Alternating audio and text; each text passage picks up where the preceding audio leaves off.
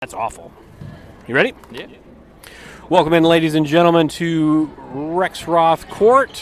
Shenandoah High School first game of 2023, varsity double dip between the Shenandoah Phillies and Mustangs and the Fremont-Mills Knights. First game tonight is the Phillies and the Fremont-Mills Knights. Starting lineups tonight for the Phillies: Chloe Denton, Caroline Rogers, Cassidy Stevens, Jenna Burdorf, and Lene Green. And Shenandoah wins the tip. They'll start out on offense. Stolen away, first possession by Riley Ewalt. Ewalt has the ball on the left wing, brings it back up between the circles. Fremont-Mills in their black and gold road uniforms. Phillies in their home whites, as that ball lands out of bounds off of Tegan Ewalt. It's going to go back to Shenandoah, and Phillies facing some pressure here. Looks like at 1-2-1-1, looking to get a trap here. Maybe on the inbound here as Rogers has it. Gets the ball back to Stevens. Stevens, long diagonal pass, stolen away by Switzer right at the timeline. And Weldon brings the ball in and gets a foul called on the floor. I don't know who that's on. Looks like that's going to be on Caroline Rogers. Yep. So that'd be the first foul on her. Coach Burdorf is with me tonight. I've been talking for 35 seconds. But, Coach, good to have you back. Hope you had a good New Year. It was a good break. I mean, minus one in particular outing, but we'll get into that later. Ball stolen away from Switzer, and Burdorf tries to pass the ball ahead, gets tipped out of bounds by Tegan Ewalt. Still scoreless with 7:11 to go in quarter number one. Phillies a little short as far as the numbers tonight, but they're going to give it everything they have tonight in the 2023 opener. And Rogers has it on the right wing, looks to get the ball inside, back up top to Burdorf. A lob pass inside there, Coach. Maybe just a firm pass gets it in there. Yeah, it's probably one of those things that you work on in practice, and you get the same look over and over and over again by your second defense or whoever in practice, and then in the game it doesn't look the same. Rogers for three on the wing, no good. Rebound by Riley Ewalt. Ewalt brings it up the left side and gets it back up top. Now Weldon has it, takes it between the circles, guarded by Rogers. Now Switzer has it on the elbow, over to Ewald in the corner, guarded by Burdorf. Back to Mitchell for three, no good. Rebound fought for and won by Cassidy Stevens. So still a minute and a half as now Stevens getting hounded in the backcourt. And we've got a timeout, looks like, by Coach Weinrich, so we'll take it with him. A short 30-second break.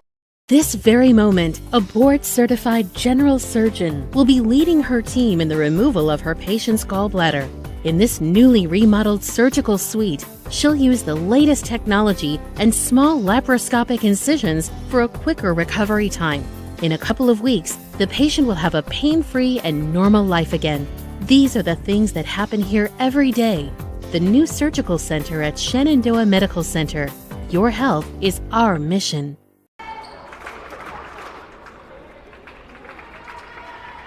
Welcome back into Shenandoah. Phillies set to inbound the ball. It's still in their backcourt here. We are a minute and a half essentially into this first quarter. Still nothing. An offensive struggle so far tonight, Coach. Yeah, both teams a little tentative and turning the ball over, and Fremont-Mills playing, this little extra pressure, and Shenandoah's going to have to find a way to break the press, and they do right there. Yeah, really good job breaking the press that time as Lene Green finds Jenna Burdorf for the first points of 2023 for the Phillies. And drop step by Ewalt, nothing there. Mitchell, pump fake, gets it back to the elbow. And now Switzer has it. She goes to the elbow, back into the corner to Weldon. Weldon trying to dribble, drive inside, kicks back out to Mitchell. Pump fake to the elbow. I think she's not supposed to go past the elbow there. As Ewalt takes the shot, rebound by Burdorf. And Burdorf looks to run a little bit. Gets it up ahead to Stevens. Stevens tries to dribble into traffic, got bailed out by a reach there. Just again, that over dribble, which the Phillies have done quite a bit this season to this point, kind of that over dribble into a crowd. Just take that one less dribble, shoot that 10-footer. Yeah, either stop and pull up, or Lene definitely had a mismatch there where you could have just thrown it into her and let her go one-on-one in the post or kick it back out if it wasn't there. So just the over one too many dribbles at that time, but the Phillies maintained possession and looked to reset here on offense. And again, another high pass to Lene Green. She gets doubled, and it's a turnover. But again, that's a tough spot for your post to get the ball. As good hustle by Denton as she stopped a fast break. Those high passes when you're fronting the defender, it makes that really difficult. And then Green ended up being under the hoop. That was a really difficult spot for her to catch that ball. Yeah, if she doesn't catch it where she can set her feet, it makes it really difficult. Backside rebound by Jenna Burdorf, and then a foul called. So that'll be 2 fouls on Fremont-Mills and just 1 on Shenandoah. That may become an issue as we get going into this game, some foul trouble issues for the Phillies. And trying to break the press with the pass as Burdorf gets it back ahead. Again, a really good catch by Lene Green, who's just a foot taller than everybody, so she can see. And they break the press, and now Chloe Denton with a 3 in the corner. Just long. Good fight for the rebound, but Weldon picks it up, and now running is Ella Thornton, the freshman, and a good job. Again, hustle by Denton, saving a layup as she gets the block on the back end. And still, Phillies pitching a shutout here, Coach. Yeah, a really good job of hustle there by Denton to get back because it was Fremont-Mills 3 on nobody on the long rebound. And the pass is to Weldon. Weldon again back up between the circles, trying to drive in on Stevens. She does. And tough foul call as Weldon looked maybe a little bit out of control there, but just kind of, that happens a lot. You dribble it into the crowd, and sometimes you just throw it up, and they'll just call a foul because there's a mass of humanity. Yeah, it definitely happens more in the girls' game than boys' games for sure. Typically because boys are swinging. Trying to block shots. Even if they swing and miss, it goes down as a foul. But that time it looked like the Phillies had done a pretty good job of cutting Weldon off, and unfortunate, Green picks up her first foul. Weldon hits both, so we're all square at 2. The shutout is over. And Stevens brings the ball up the floor. She gets the ball up the floor and probably got away. Well, she did get away with the travel there as Stevens has it. Denton now has it. Again, tough pass and catch by Green. And just really a disjointed offensive possession, and it ended the way you figured it would there with a turnover. It's a lot of just calm down moments right now on the offensive side for the Phillies. Yeah, for sure, and the Knights definitely help speed that up. They're very handsy and like poking at the ball a lot, so not surprising that it will lead to turnovers, but you're right. The Phillies just need to take a deep breath when they catch the ball, chin the ball, move it side to side, and then make a good pass without moving their feet.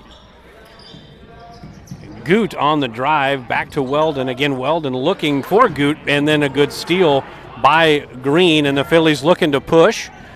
Denton has it in the corner, tough pass inside, and it's stolen away by Fremont-Mills. Weldon to Goot, and she lays it in.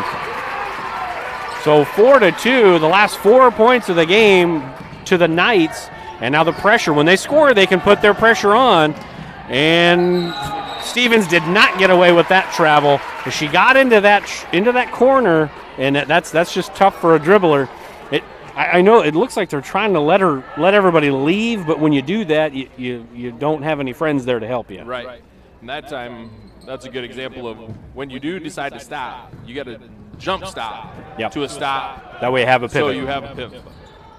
Good has it on the right wing. Pass over to Mitchell. She goes to that free throw line with a lot of dribble, drive, and kick, and then Switzer for 3.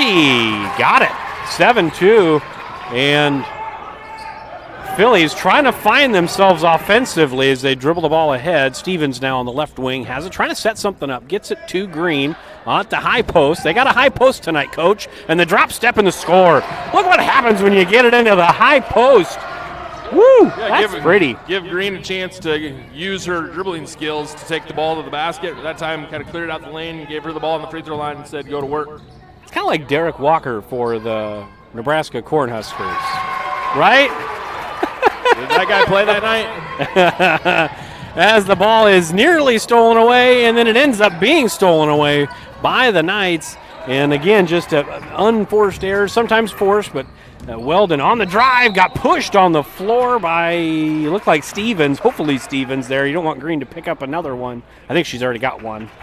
That's going to be on the floor, so no shot. We're going to get some subs in for both sides. Taylor Henderson coming in for Cassidy Stevens, and a couple different ones here. It looks like Emily Madison's checking in, and then Tegan Ewalt checked back in for Fremont-Mills. So 10-4. And good defense there by Henderson. Tough pass. And here goes Caroline Rogers. Tough pass.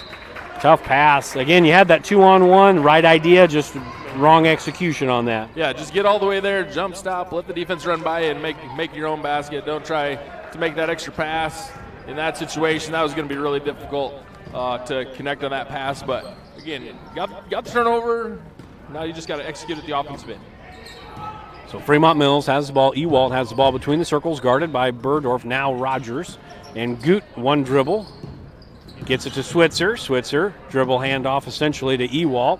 Back to Switzer. Good ball movement, good player movement by a couple of these nights. Good job by Henderson. Passed off Ewald. She got away with a walk. No, she did not. Travel. Good job by the Phillies collectively on the ball. Defense there, passing off the dribbling. Yeah, that was a really good defensive set by the Phillies. Did a really good job of being able to move, and as they, like you said, they're doing the dribble handoff or dribble by and throw it back, going ahead and switching those every time to make sure we're always on the ball. So Stevens back in the game. Burdorf, I think she got popped in the schnoz, so she's going to get a quick break. So Stevens back in the game. Stevens has it at the top, passed up the shot. Look like we're going to run a little dribble drive, and it's stolen away by Switzer. Switzer looking ahead, no numbers, so she'll hold the ball up. Ewald has it now for the Knights, and we got a shot clock malfunction, so we'll reset that, and it's first game of 2023, Coach, and the old Reliable's not here tonight. Well, we do have the regular on the shot clock. Mrs. Bounds is the regular. She must have just missed the button. But, yes, the score table, we have numerous people out due to illness, and so it's just part of the coming back from the holidays thing. Yep. So back in the game now, looks like Riley Ewalt. And now looks like Mitchell gets it into Ewalt. Ewalt floats it up, no good. Rebound by Taylor Henderson. Henderson trying to find a friend. She gets it to Cassidy Stevens. And she gets it just over the timeline there. You mentioned something during the break, and so I was watching that time that we maybe should have had a shot clock violation earlier, but now we're at 15 seconds on the play clock. Against us, looks like a little bit of a matchup zone here for FM. Back into Green, and those lofty passes are getting stolen or just tough catches. And Switzer trying to drive 1-on-3 and a travel by Madison. So choppy first quarter continues.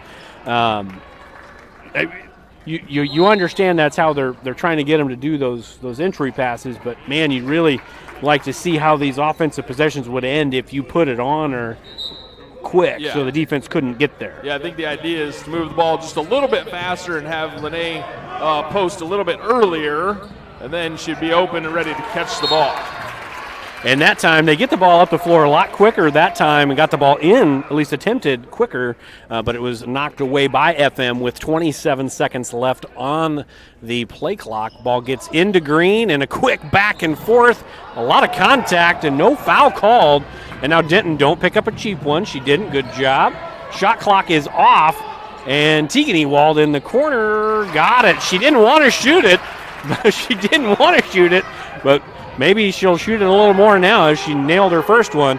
Pass ahead to Stevens, just over the timeline. Almost dribbled on the other side of the timeline. Denton for three on the wing, in and out. Rebound by Tegan Ewalt with 2 seconds on the game clock. Ewalt from half court, off the backboard, no good. That will end quarter number one. A very hectic first quarter for the Phillies. Here it is. This is where my passion is my major.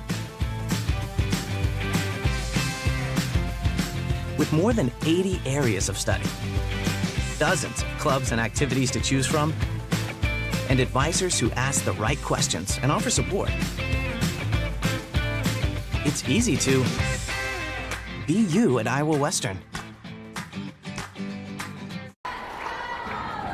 Every inch of your body puts pressure on one place, your feet. So give your feet everything they could ask for by walking in to Brown Shoe Fit Shenandoah. Shoes for every occasion, boots for any situation, and above all, the right fit for you. After all, Brown Shoe Fit has been fitting feet for over 100 years. The only downside, so many shoes to choose from and only 2 feet. Great service, great selection, a great fit every time at Brown Shoe Fit, downtown Shenandoah. Welcome back into Shenandoah. Just about ready to start the second quarter. Folks at home that don't have the privilege of being here, you're missing Coach Burdorf wearing a wonderful Nebraska shirt that he has to wear because he lost a gentleman's wager over break, and that was the one day he was talking about that wasn't a good day. As we just get started here, we're going to do we'll talk about it as the game goes on, as the games go on, but we're going to do a little auction off of this shirt. And I'll let Coach talk about that a little bit more as we have a foul on the floor. That's going to be on, look like Cassidy Stevens. So it's a one-of-a-kind. Yeah. One-of-a-kind. Custom-made right here in town. Custom-made here. County Line Design. Yeah. Number 1 Husker fan. I'm wearing it because, as like TJ said, a gentleman's bet. The Nebraska-Iowa basketball game. TJ's birthday is right around then, and so we were nice enough to go to his birthday party. and Nebraska won, and we sat in the second level there in Lincoln and got to see the scoreboard right in front of us as the field goal percentage continued to go down and down and down for the Hawkeyes. It was a great night for me, though. It was great for you. I drove, paid for your supper, you won, I have to wear the shirt. I paid for the shirt, though. Yeah, just an all-around great night. And so if you're interested in bidding on this shirt, the bidding is open. All you got to do is text me, or we'll eventually auction it off. And the proceeds, this shirt's going to be signed by your 2 local celebrities that call these games, right? Yep. You don't have to have it signed by us if you don't. No, it's going to get signed. It will. That's upping the value. You might actually pay more if we don't sign it. And one there for Burdorf. So we're missing a lot of game action here in the first 34 seconds. One free throw for the Knights, and then the fast break bucket again here from Lene Green to Burdorf as she gets ready for one more at the line. But we're going to auction this off. We have a pink out night coming up here. Is that correct? Yeah, in a couple weeks. And so we'll auction it off that night, right? Yeah, but if you want to start early bidding, you can text me. Yep. You have my phone number. Tell me how much you want to pay for it.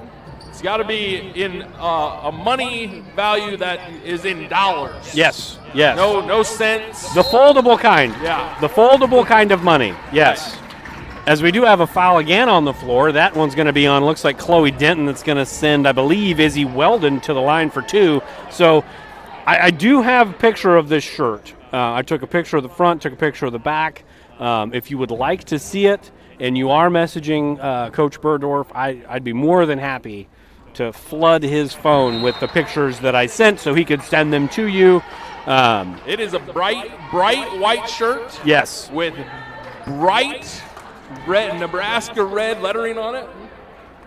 There's a great reason why I'm sitting 35 feet up in the air, or however high we are.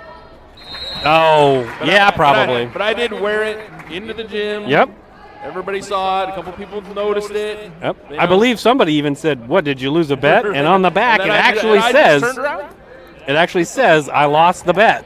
So it's a one of a kind, folks. Thank you to County Line Design. As that pass sails over Stevens' head again, that pressure, and it's the feeling.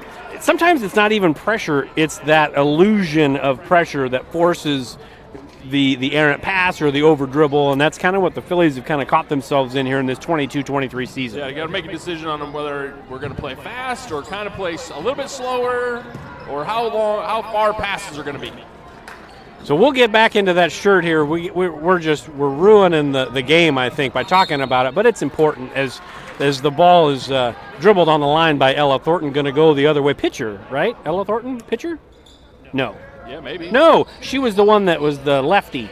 Started as an 8th grader. She bunted a lot. Oh. Quick, fast, lots of steals. Anyway, you're the softball coach. I know, but once I play a game, I don't remember it until the next year when we play, or the next time we play. Gotcha. Too many people. We'll talk about it in the summer.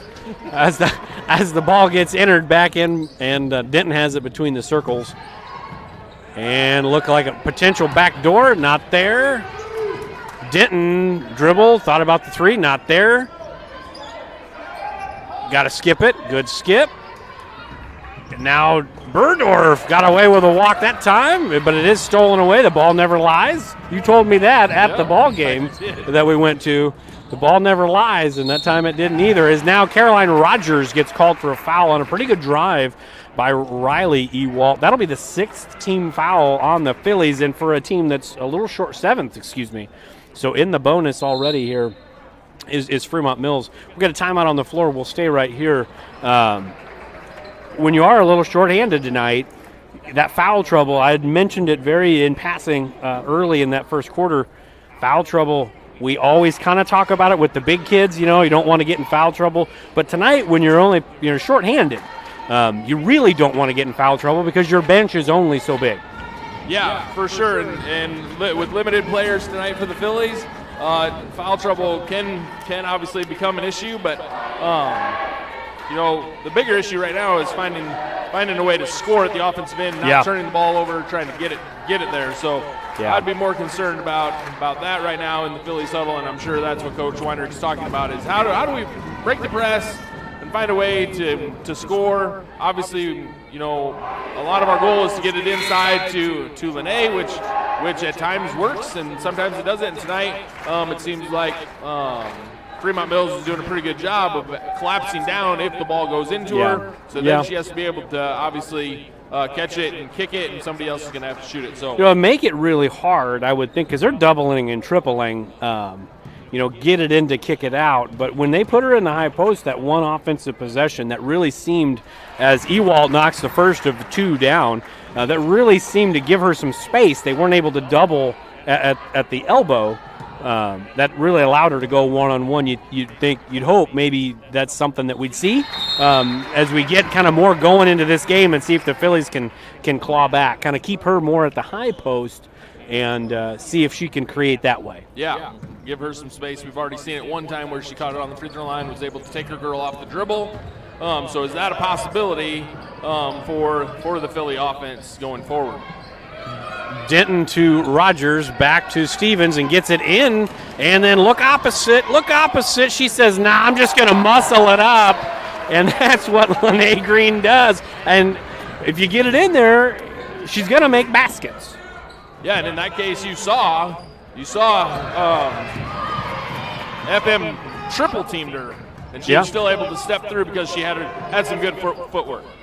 So the ball was stolen by Denton, then stolen right back by Izzy Weldon, and now Fremont-Mills back with possession of the ball, and that's probably another blocking foul.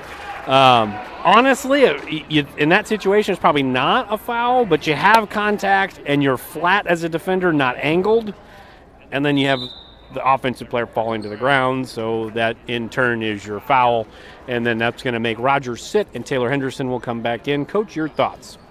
Yeah, just really frustrating when that happens because I feel like Caroline does a really good job of moving her feet. And I felt like she was almost there to cut her off, but just not quite there. And we've got some subs back in the game, and Emily Madison will come out, and Ellie Switzer will come in. We got any bids yet? No bids yet. I know somebody that'll bid on it. She's at the Lewis Central Wrestling right now. Oh. She'll bid on it. When she gets home tonight, she watches the game. Really good feed and really good position, and Ella Thornton didn't have any choice but to foul or Lene Green was going to posterize her, going to dunk it. And we're going to get a sub in. Looks like Goot is back, and it is Goot. She is back into the game. She's got a bucket tonight, I believe, in the first quarter. I'm not keeping track, but I feel like that's the case. And Jenna Burdorf gets it in on the entry pass, and nothing there but good hustle to pick up the loose ball by Taylor Henderson. So Phillies maintain possession. Shot clock did not reset. And it will now, as the ball was missed by Chloe Denton on the 3 ball on the wing. But other kids having to step up tonight. And I think that in the long run might end up being a good thing for the Phillies, as you got, Taylor Henderson playing some big minutes and kids that maybe weren't looked to shoot the ball and score that now they kind of got to tonight. Yeah, absolutely. And so somebody does need to step up. Obviously, Lene's going to get hers eventually, but it's going to take some other people who can either dribble drive or somebody to knock down a 3 to get the scoring started for everybody else. So Goot has the ball, double dribbled, and there's the call. Good call by James Hash down here on the near side. Got Griebert, Hash, and Winstrand as the officials tonight. Done a good job so far, although the home team has double the fouls, so they'll probably look to change that in the second half. Green at the high post again, and she gets hammered by a couple of Knights there, but she had a lane. Had she not gotten fouled, she was going to the basket with one dribble. Yeah, she was definitely going to score there, but kind of got popped right in the nose. I really like her at the high post, and they're set right now with the group of kids that they have out there. I like her there. It really forces them not to be able to. There's too much space to double up there. Stevens has it on the wing, gets it in, and quick turnaround. Definitely some contact twice, and Lene Green just padding the rebounding stats. She says, I want a rebound and 2 points, and that's what she gets. She did, and she kind of turns to that right shoulder, right, and which actually is more times than not a foul. Yep. When she turns to her right shoulder, the person who's playing defense is normally right there. Really good hustle by Henderson and a jump ball, which is actually going to keep the ball here with the Phillies. Really good job by Taylor Henderson, scrappy. Very, very good to get in there and reach for that ball by Henderson. So the ball gets thrown in to Green, and she does pick it up, gets it into Stevens in the corner, 3 ball, not going to work. Travel. So that happens a lot, not necessarily with Cassidy Stevens, but there's a slew of girls and boys that they'll have a plant foot, pivot foot, they bring their foot in, and then they hop. So that happens a lot, it seems like, but just not called a lot. You are correct. It is not called very much.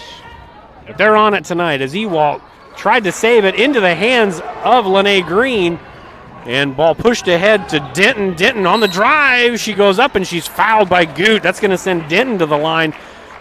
A little bit more urgency here, and controlled urgency by the Phillies here the last 2 or 3 minutes of the game. Since Rogers went out with some foul trouble, they're starting to kind of pick it up a little bit on the offensive end, attacking. They're starting to be more aggressive, for sure.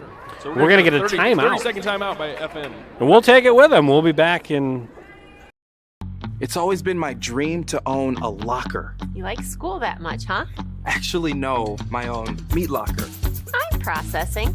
So, what do you think? Well, if that's your it, let's make it happen. A Nebraska fan. Welcome back to Shenandoah. 3:53 to go in the first half. Phillies have chipped away at this lead. At one point, it was 16-6. They haven't cut it in half, but they've done a pretty good job of just solid on defense and scrappy on offense. And now Denton going to the line to try to cut it down by 2 more. Yeah, again, just finding people who are willing to take it hard to the basket and give yourself a chance. And again, Lene's going to get hers. It's what everybody else is going to give you the rest of the night tonight. That's going to make the difference. Denton 2 for 2 from the line. Her first points of the night. Maybe that gets a guard going. We don't have a guard really going yet. And that was a reach by Stevens. Fortunate for us that was not called. Riley Ewalt, the ball doesn't lie, though. So you always tell me that. So she didn't get the foul call, but she makes the 3 on the back end. As Stevens tries to break the pressure, almost lost the ball, gets it back to Denton. And now Stevens has it between the circles. Phillies down by 7 with 3:25 to go until halftime. Burdorf has it, back to Denton at the top. Burdorf now skipped over to Stevens, gets it inside, drop step, and contact. So Thornton picks up another one, just can't. She's having trouble Thornton is guarding Green. The size, the height disadvantage. Yeah. Again, if she's able to catch it with a defender on her back and she turns over her right shoulder, everybody tries to block it with your right hand, right? Whether it's the proper hand or not, she tries to block it with the right hand. And when you turn, and you watch enough basketball, you turn and they turn into that right hand, that's going to be a foul every time. And that's what happened right there. And now Green knocks them both down, so 5-point advantage for the Knights. And it kind of goes against what you would expect a right-handed player to do as that ball goes out of bounds. You'd expect a right-handed player to turn over their left shoulder and shoot with their right hand. Green is turning the opposite way that you would expect, and she's getting rewarded by getting to the line or getting and-one opportunities. And Phillies have a chance to make it a one-possession game with Burdorf in the corner. 3, just long. Rebound by Tegan Ewalt. She looks to push, and she gets it to Weldon. Weldon drop off to Thornton. Really sweet dime. The hockey assist by Ewalt, and then Weldon with the drop-off. And it's back to a 7-point game, and we're going to get a foul about 50 feet away from the basket that's going to send Denton back to the line for a 1-and-1. But really good push by Fremont-Mills looking ahead. The ball is definitely faster than people. Yeah. Ask my wife about the stories of her mom coaching her about how that went in practice some days when people wouldn't pass it. Let's just say there was a lot of races.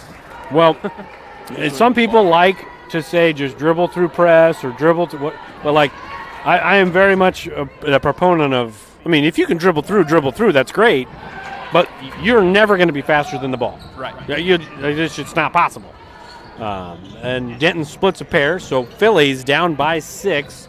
Switzer skips it over to Weldon, and nobody there to get Ewalt. Good action by Fremont-Mills, and Weldon, good basketball player. She finds Ewalt on the block for an easy bucket. And Stevens getting hounded there at the top. No foul called. And there's Green, drop step, and got her own rebound twice. And then it'll go out of bounds. But again, I like the action of her at the high post. She's able to dribble drive, and she got all the way to the block, probably over a little too far. But definitely that's something to come back to if you're the Phillies. And something that she can learn or work on, and maybe she does in practice, but catching that rebound and resetting your feet. And then in that case, she could have used a power dribble back up to the right spot to make it an easier shot instead of trying to shoot it from underneath the backboard.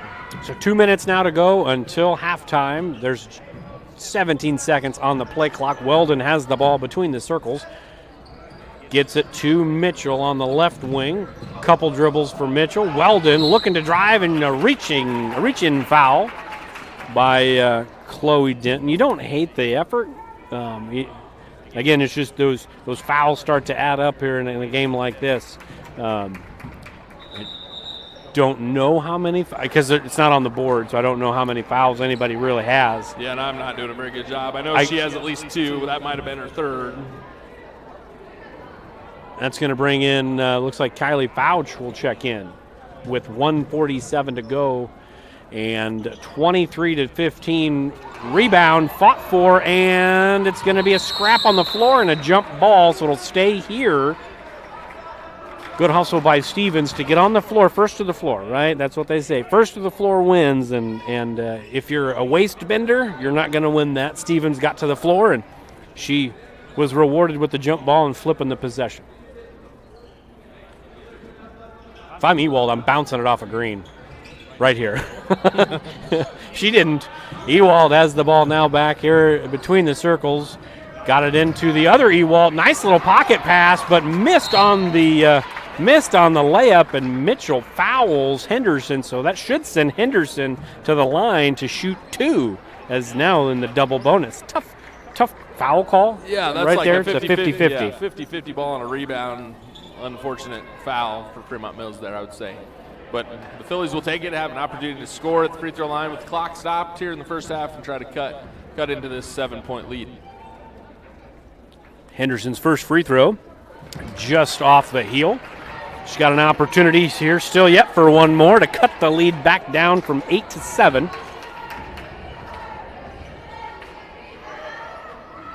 She does split the pair, so 23-16.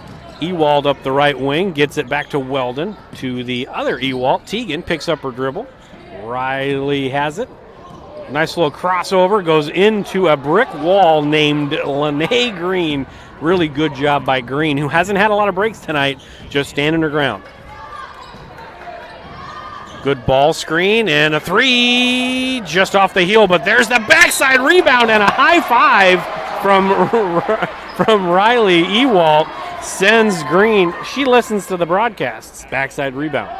Yeah, that was a really good job. She's posting up and just kept flowing as the shot went up. Went all the way to the opposite side and was able to keep the girl that she was posting up on her back and able to get the rebound and get a chance to go to the free throw line. So when I first mentioned the foul situation, it was 8-4, and it's 11-9 now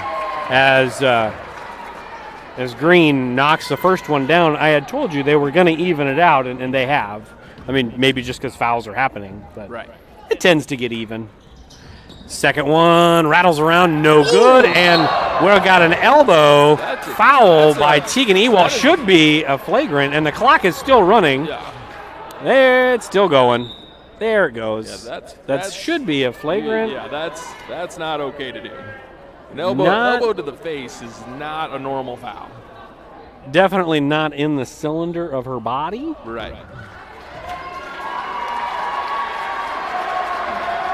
So in high school, a flagrant, do you get to end the ball? Or is that like a technical to end the ball? Yeah. So in college, it's the point of interruption. The point of interruption in high school basketball, it's just whoever got fouled.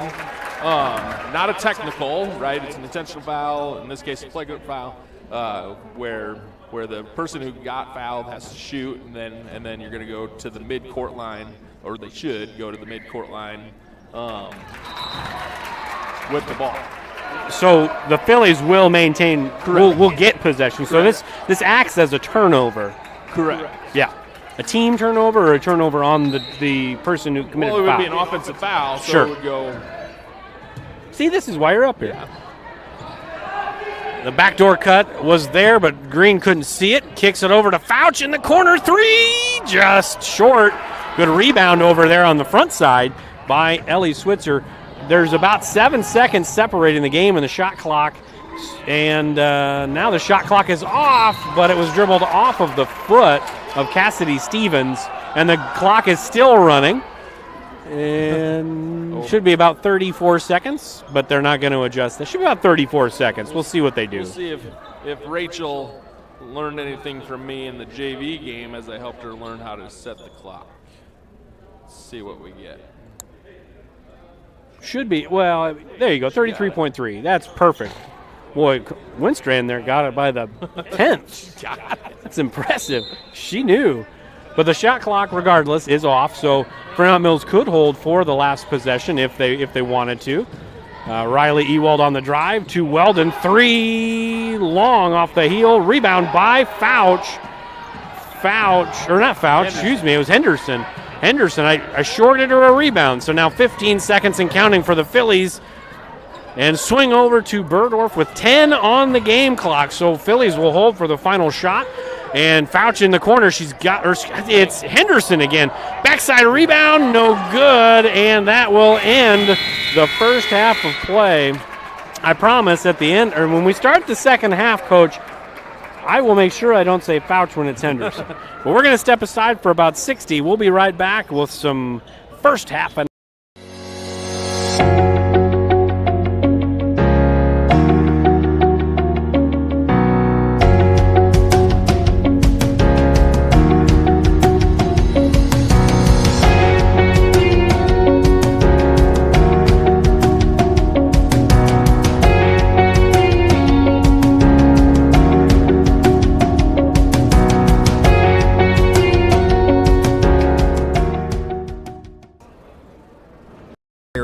is proud to be a locally owned community bank. We have been committed to our community and meeting the financial needs of our customers since 1873. We are confident that our knowledgeable staff can help you make informed decisions about your financial needs no matter how big or small. Let us show you how rewarding a relationship with First Heritage Bank can be. Stop in at one of our 2 locations, or you can find out more information at www.fhbshen.com. First Heritage Bank is a proud supporter of Shenandoah High School athletics. Go Shen, member FDIC. Welcome back to Shenandoah, Rex Roth Court. 23-17 is the halftime score. Phillies down by 6. We have a special guest for you in the booth tonight. The man, the myth, the legend, the head boys basketball coach, Ryan Spiegel. Coach Spiegel, thank you for joining us tonight. I appreciate it. Well, it's an honor and a pleasure. So let's talk about year 1 of the Spiegel era. What have we seen through the first half of the season maybe that we're trying to either build upon or adjust going into 2023? Yeah, I think, our guys are really working hard, and I think that's, what we want to try to base everything on is hard work. We're trying to get better on the defensive end, but right now we're playing through so many different things as far as missing some older kids, having a lot of youth. We're having 4 or 5 freshmen needing to play varsity minutes, so, the game's just happening really fast for them right now. So what we're focusing on right now is just effort, intensity, and then trying to get after it on the defensive end a little bit and try to make some stops. We've had some struggles so far, but we're working to get better every game. So I mentioned something. Actually, we talked about it a few weeks ago, but I mentioned something during a KMA broadcast that success for one team was different than success for this team, and I feel like that's not a slight, that's not a knock. There's just different levels of success. So for you, 2023, what does success mean for the Mustang program? Not going forward, but for now. Yeah, that's a really great question, and we just had a team meeting. Beginning of this week, talking a little bit about that. What is success? And we're certainly not looking to win a state championship this year. That's really not on the. I'm not saying it can't happen, but never know. That's it's probably something we're going to struggle to do. But we're trying to get better in a couple different areas, and one of them is taking care of the ball. So we talk about every game. What's our goal? What are we trying to do as far as limiting turnovers? We've also struggled on the rebounding end, and we don't have a lot of size right now. But again, that's just effort and determination, and we're talking about where we need to be to give up, quit giving up second and third opportunities. We can't have teams getting 80 possessions because we're re-giving them 30 possessions on the offensive rebounds and turnovers. So, little things like that are going to help build, I think, foundations for the program and get us a little more competitive down the road. We look for those things. As far as wins and losses, we don't really talk that much about that. But, we do continue to understand that we have opportunities. And tonight, this game here, I think is a big opportunity for us. And it's a great chance for us to be competitive and hopefully get a win and get some momentum going into 2023. And if you watched a lot of the broadcasts last year, now that you're the BMOC, the big man on campus for the boys program, you probably don't. Probably just watch the huddle cams, but backside rebounds. Correct. Yeah. That's where you go get your rebounds. Backside. I'll tell you, and you're exactly right. And we've really struggled. We've had a couple games. Clarinda, I think we gave up 24 offensive rebounds. Atlantic, we gave up 27 offensive rebounds. And the really great thing is the guys, they're little sponges right now. Like they love the information. They love the breakdowns that we kind of do in our film sessions and different things. And we talk about how that gives the other team free possessions, So every time we're giving guys 27 extra possessions a game, and we're not shooting the ball great right now, that makes things really difficult. So, we're trying to just make the game, make the kids understand the game and where those opportunities are and why we're lacking in some of the success areas. But you know what? Like I said, the guys that we have, 24 outstanding young men, actually give as much as they can every day in practice. And, physically we've got some ways to go, and youth-wise we've got a ton of it, and we need to get older. But I'll tell you what, I wouldn't trade any of them right now. They're working hard, and I do appreciate that from them. Well, we appreciate you coming up here and spending a couple 3-4 minutes with us. The fastest 5 minutes in in broadcasting tonight right now. Coach, good luck tonight. Good luck the rest of the way. And it's going to be fun to watch the program build under Coach Spiegel. The Coach Spiegel regime has begun. That's right. This is the regime, man. We've got some great things going on in our youth programs. The middle school had some success this year. I'm excited. We'll here in 2 or 3 years, we're going to be having a whole different conversation, I think. So I'm excited. Well, congratulations on the job, and we appreciate it. And good luck. All right, thanks. All right, we will be right back. We'll step aside, and we'll talk to you guys on the back end, getting ready for the second half.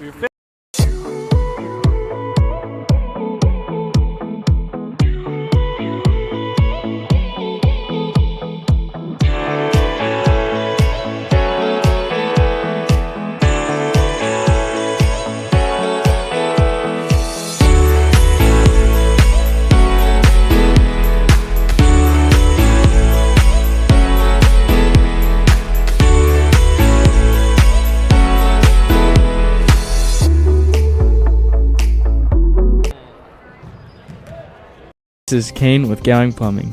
Gowing Plumbing is the name to remember for 24-hour service. That includes after hours and weekends, because that is when problems usually occur. We're located. That's the way it's been done for more than 70 years. And we work on boiler heat, so call fully licensed Gowing Plumbing any time of day or night. 246-1803 or after hours at 712-310-9248.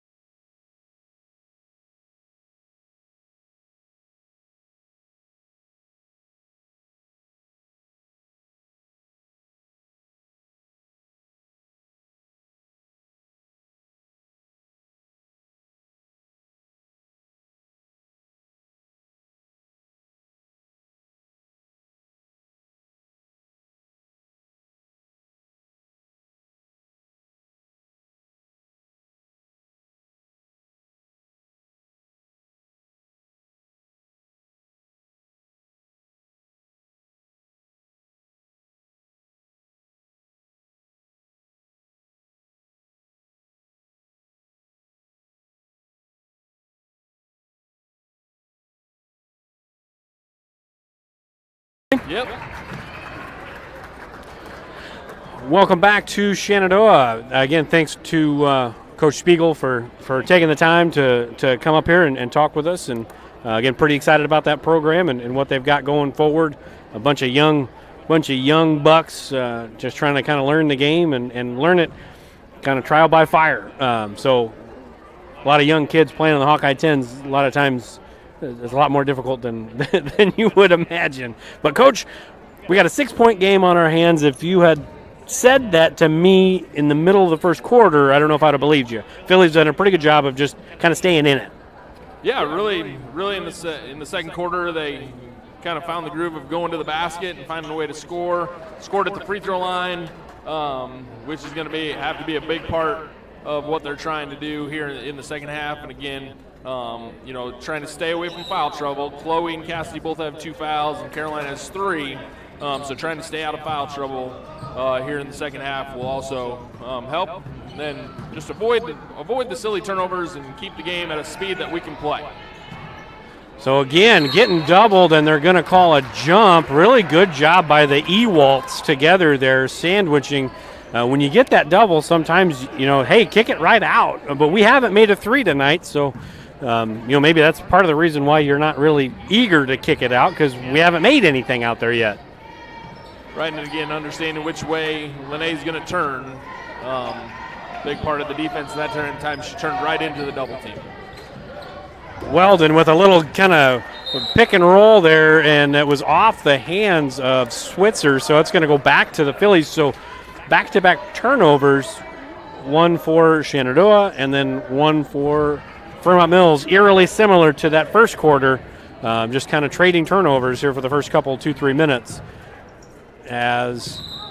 Lene Green took a couple of steps there before she put the ball on the ground, even though never really understood how that's a travel, because you get 2 steps. Right. Why do you get 2 steps at the end of your dribble and not at the beginning? Yep. Right? That's not Mr. Griebert's fault, but that's just people do that. They make that call. Ewald has it at the high post, gets it to the other Ewald, and then Mitchell dribbles to the elbow. Weldon back to Tegan Ewald. And Mitchell pump fakes, couple dribbles, little jumper, no good. Rebound on the backside by Lene Green. Stevens gets it inside, quick turnaround, and good. Good job by Green that time of keeping her pivot foot. She could have very easily walked into a travel there, but instead keeps the pivot foot down and does a little step-through move and gets 2. Mitchell to Switzer, back to Weldon on the right wing. Weldon, free throw line jumper just short, rebounded by Burdorf. And now Phillies looking to make this just a 1-possession game here, down by 4, as Burdorf gets it to Stevens. Stevens looking to try to get it inside, nothing there. 20 on the shot clock. Rogers lob pass into Green. Green up and muscles it up and almost in. She'll go to the line for a pair.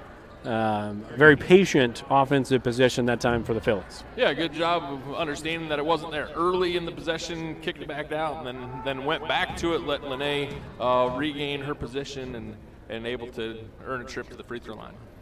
Green knocks down the front end of her 2 free throws. So 23-20 is the score, down by just 1 possession.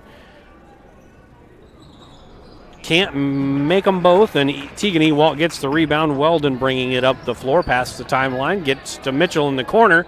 Mitchell thought about the 3, thought better of it. Ewalt to Weldon. Weldon back to Mitchell. Couple dribbles for Mitchell. Back to Switzer, 3, got it. That's a big shot for Fremont-Mills. It kind of felt like the momentum was swinging the way of the Phillies early in this third quarter. But they get one right back. Denton back to Rogers. Rogers in to Green.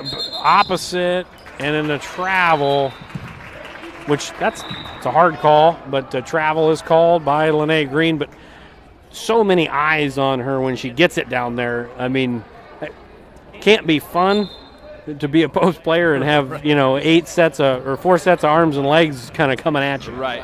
And they're running a double team at her every time. And that time she did a good job of turning and actually kicking it out the backside, but traveled before she was able to do so. Weldon has the ball, a little pick and roll, and you got to be careful if you're Rogers. They're going to call a foul on the floor, as Weldon will not get the and one opportunity, and that's going to be on Stevens. That'll be third? Yeah, her third. I was able to catch up on the stats. Stats. The best color guy in the business. Best color guy in the business here. Got all the stats. As Thornton has the ball. Gets it to Ewald at the top. Picked up her dribble. And now Riley to Teagan. Teagan back to Weldon. Nobody guarding her. That's not a great idea, but she got away with it. Burdorf, she's got to have like 6 or 7 rebounds. She's had a lot. For 4. That's not right. I might have missed 1 or 2. And that's really good play by Green. They didn't bring a double that time, and just a drop step and score.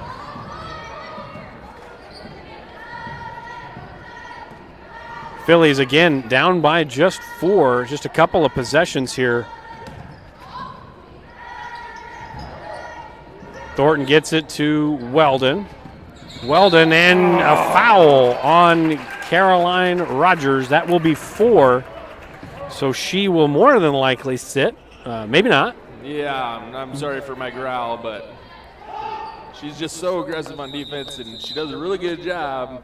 And in those situations, though, she needs to understand how to play defense without touching. It's hitting a dribbler flat instead of hitting a dribbler angled. I mean, that's the difference in a foul and not a foul. You know, like you I've seen you talk to the littles about it, like pointing that toe and getting at a 45-degree angle instead of being flat. Yeah. Because then there is contact and there's bounce back. Right. Yep. And now Cassidy Stevens just picked up her 4th as well.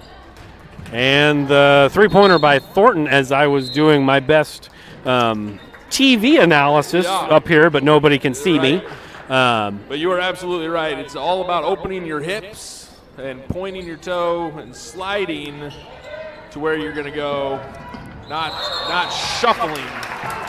There's more to it. There's more nuance to moving on defense than just when people say, shuffle your feet.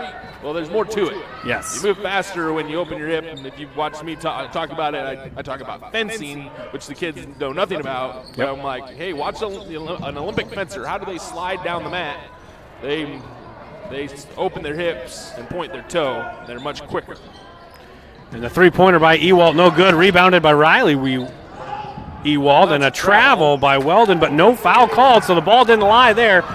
And Lene Green trying to go 1-on-3, and they're calling a carry. She had it on her hip there. I couldn't see it from over here. I'm sure that she did if Mr. Griebert called that. You get going a little too fast, you see it's 1-on-3, and then you try to stop, put the brakes on, sometimes that'll happen. But you've got pretty much you got 4 sophomores and a junior on the floor right now as Weldon goes in for the up and under. It's not there. Good defense there by Burdorf just to hold her ground. Fouch has it on the wing, gets it back to Denton. She's got a 3 if she wanted it, didn't take it. Now Henderson has it. Tried to get it inside. It's going to be off of Switzer. Fortunate for the Phillies to maintain possession. Still only down by 4. Coach.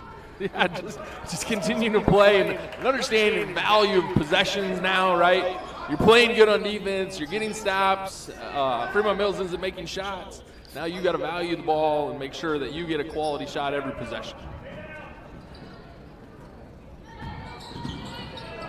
Henderson to Fouch. Fouch will shoot a 3. Bang! Kylie Fouch, first three-pointer of the night for the Phillies, and now just down by 1. Big shot by the transfer portal addition for the Phillies. Weldon has it in the right corner, moves it back between the circles. And nobody guarding Switzer in the corner. Now nobody guarding Goot. And we got it figured out. We're balanced now.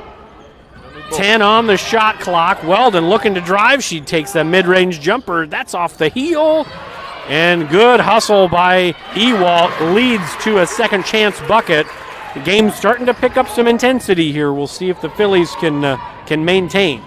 Fouch gets it in to Green. Drop step and no good. Really good move. Just unfortunate roll. Weldon looking to drive again. Kicks out to Switzer, the lefty in the corner. Jets long. Weldon with the rebound. And I think that was an anticipation call there. I don't know if she got touched, but Weldon will go to the line to shoot a pair. Yeah, Gruber gives the two-arm push, and in reality her arms never touched her. It might have been a trip, but definitely not 2 arms. So with 2 minutes to go in quarter number 3, Phillies were able to cut it to 1. Weldon misses the front end. Maybe an abnormally off night for her.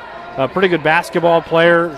As you said to me before the game, she's played a lot of basketball. Played a lot of basketball. But she's a very good basketball just player. a little off. Yeah, she missed a couple shots, but had some nice assists along the way, too. She finds ways to make her team better.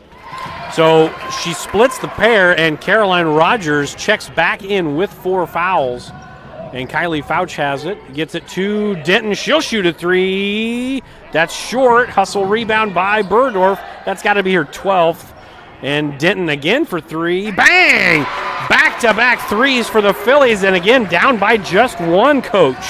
Yeah, excellent hustle by Burdorf to go get the ball in the corner and then found an open Denton. And if she can get going here, the Phillies offense will find something here going into the fourth quarter. Goot for 3 in the corner. That's off the back heel, and that's going to be Burdorf again. See, you're not getting those rebounds, those hustle ones. That's got to be your 12th. As Rogers has it at the top between the circles. Denton into Burdorf. Back to Rogers, back to Denton. That's a 3 going up. Bang! Back-to-back threes, and the Phillies have their first lead of the ball game with 1 minute to go in quarter number 3. Coach Kylie Fouch unlocked the seal, broke the seal, and now Denton's knocked down a pair too. Yeah, got a couple of the go from deep here. Big third quarter. Thornton for 3 in the wing, no good, and a foul on the rebound by Burdorf. But scrapping are both teams here as this game looked really disjointed for about 12 to 13 minutes early. This has really become a physical, competitive basketball game, back and forth here late in the second quarter and then all the way through this third.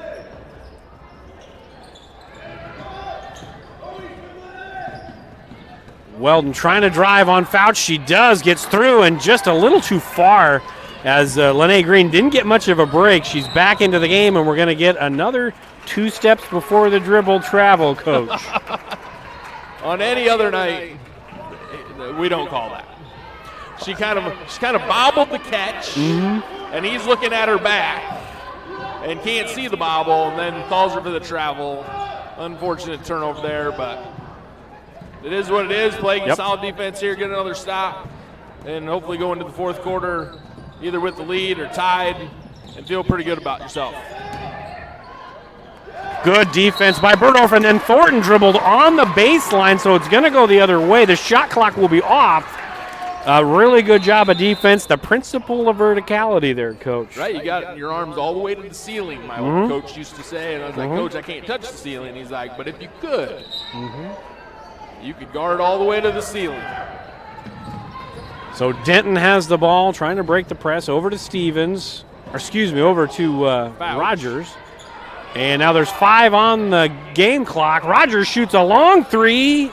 That's no good, and rebound cleared out by Switzer, and that will end the third quarter in what was a very good third quarter for the Phillies. We'll step aside for 60. We'll be back for some dynamite. United Group Insurance is a team of people you know and people you trust. We offer home, auto, farm, crop, life, health, and commercial insurance from our convenient offices in Atlantic, Griswold, Red Oak, and Shenandoah. Our team of agents work together to make sure our customers find an insurance policy they feel great about. We offer a variety of insurance carriers, so you can choose what works for your coverage needs. Learn more at United Group INS. From large projects to daily tasks, we can help at Miller Building Supply in Shenandoah. This is Josh, and we pride ourselves on quality products, knowledge, and service. We're always available for advice on the projects that take years to design or the issues that need fixed in a hurry.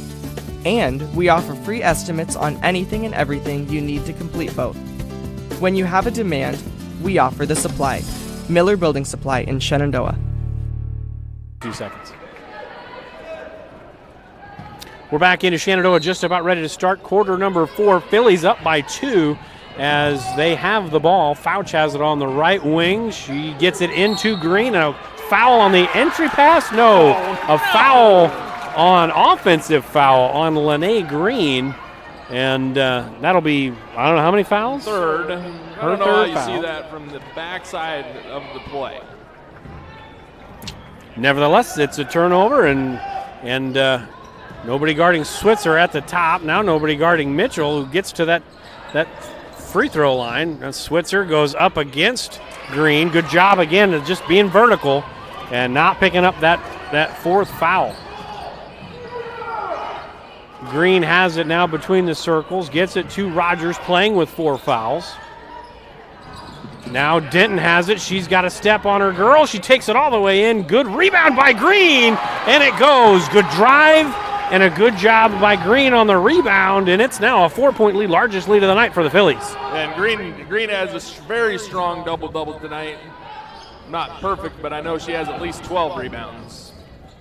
And a 3 in the corner. That's long. Backside rebound, and they're going to call a foul that's not actually a foul, but they're going to call it to even out the fouls. They're going to call over the back on Macy Mitchell. Displacement.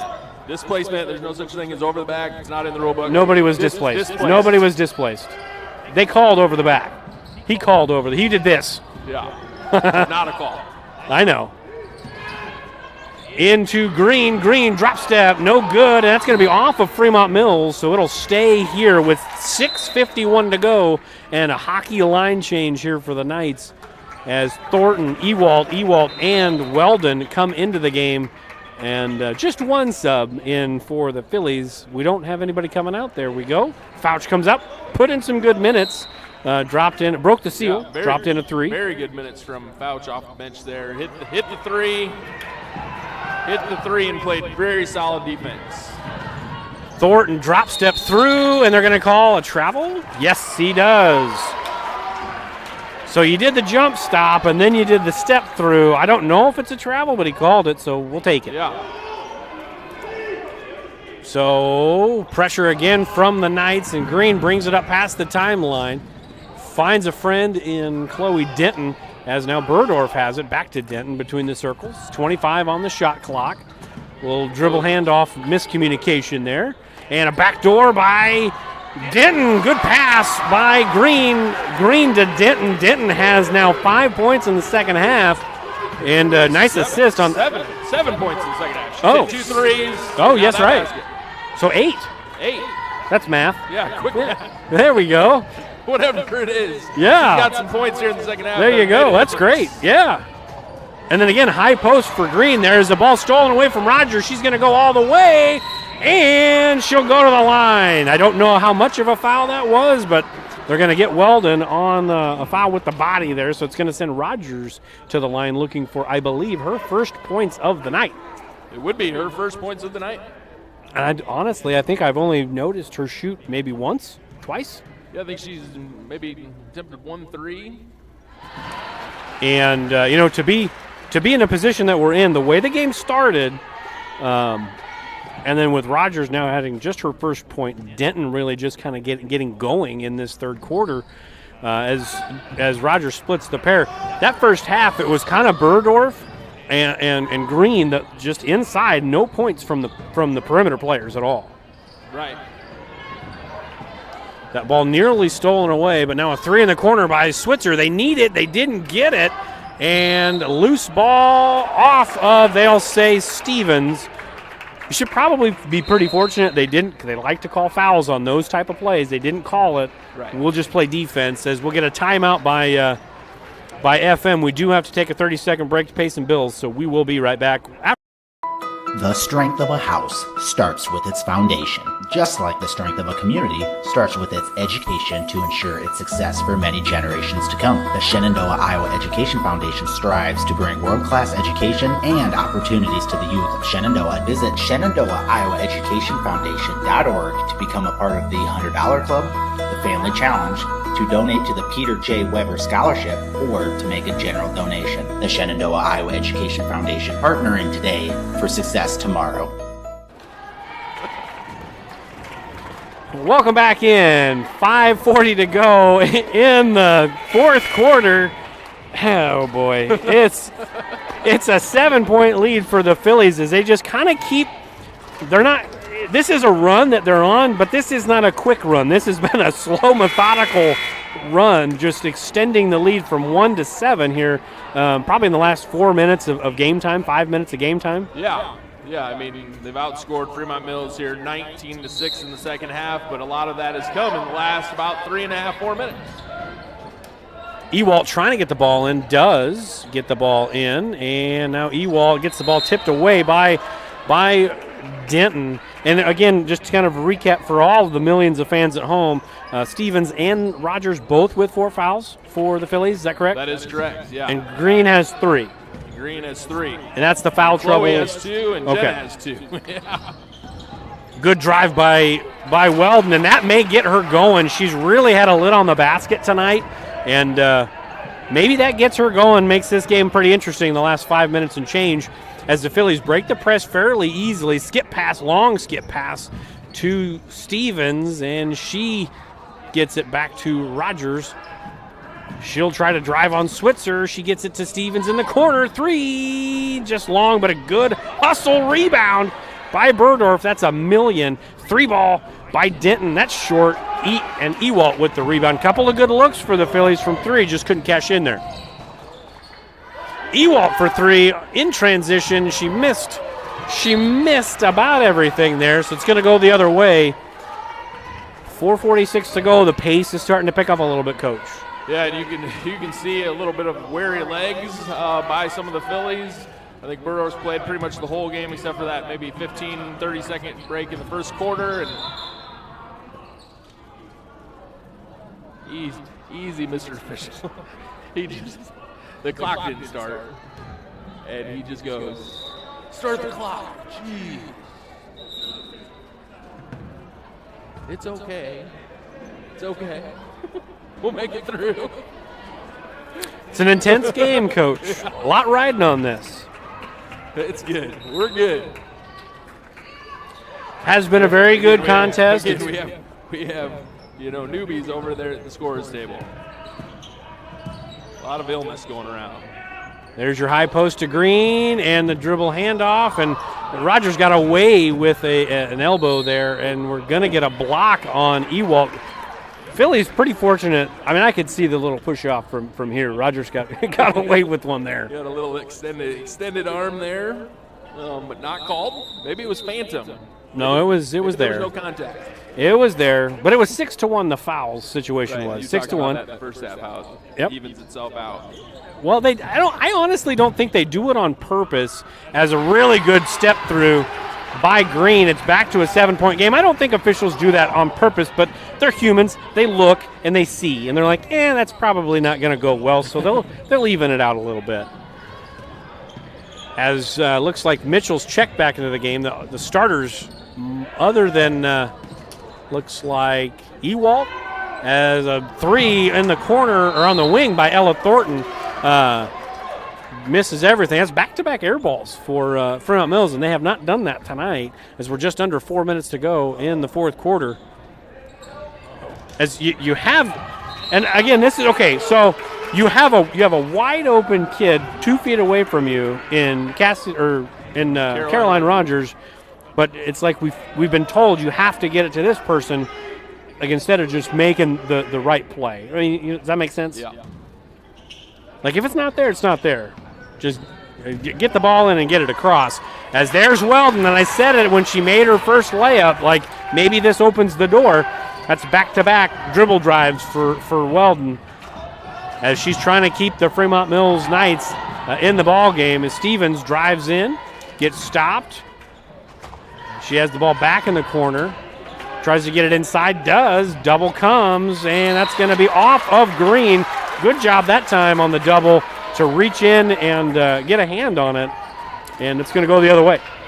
Yeah, and you can tell Lene's getting a little tired too. Right there, didn't make the decisive move right away. Kind of played it slow and then ended up losing the ball off her leg out of bounds.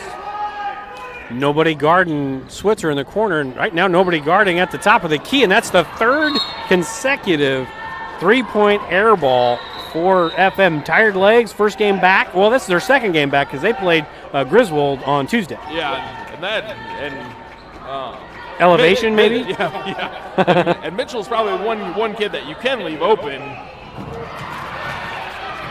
Ewalt, jump stop at the top. Gets the ball to Riley. Ewalt back to Teagan.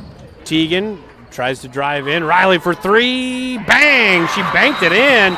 And a timeout called by Fremont-Mills So 3 consecutive long or short threes. We get a long one, and it's just.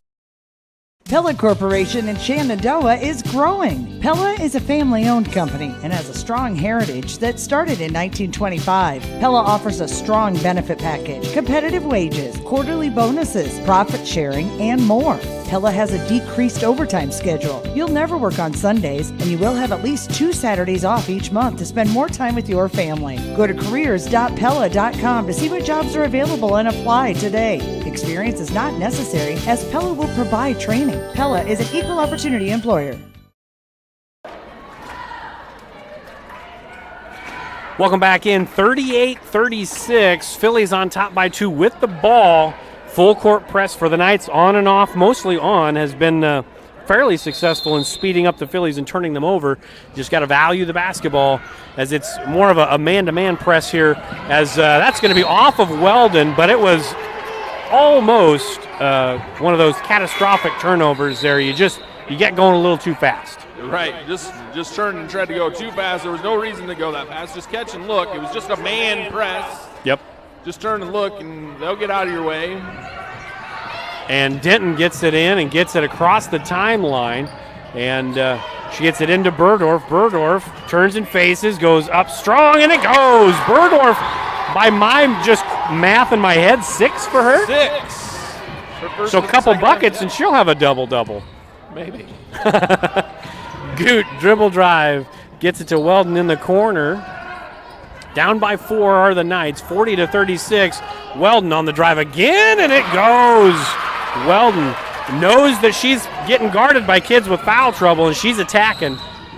As we're going to get a quick timeout by, looks like Shenandoah here. So we'll stay here, Coach. What were you going to say?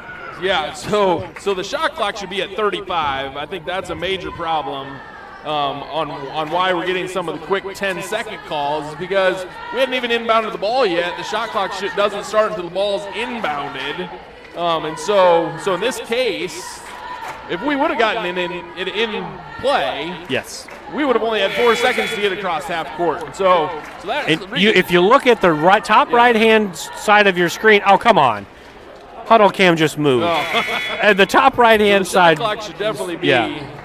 Maybe at minimum 34 because they did pass it in. Right. But I think the timeout was called before. Right. So they should reset it, was what you're saying. Right. But they doesn't look like they're going to do that. Well, he's saying it didn't get in because he's saying she can run the baseline, which means it was after the make. Oh, they did. They did reset it. So now we do have the reset. But if it would have gotten in, yep, we would have been in trouble because we would have only gotten 4 seconds to get it across the timeline.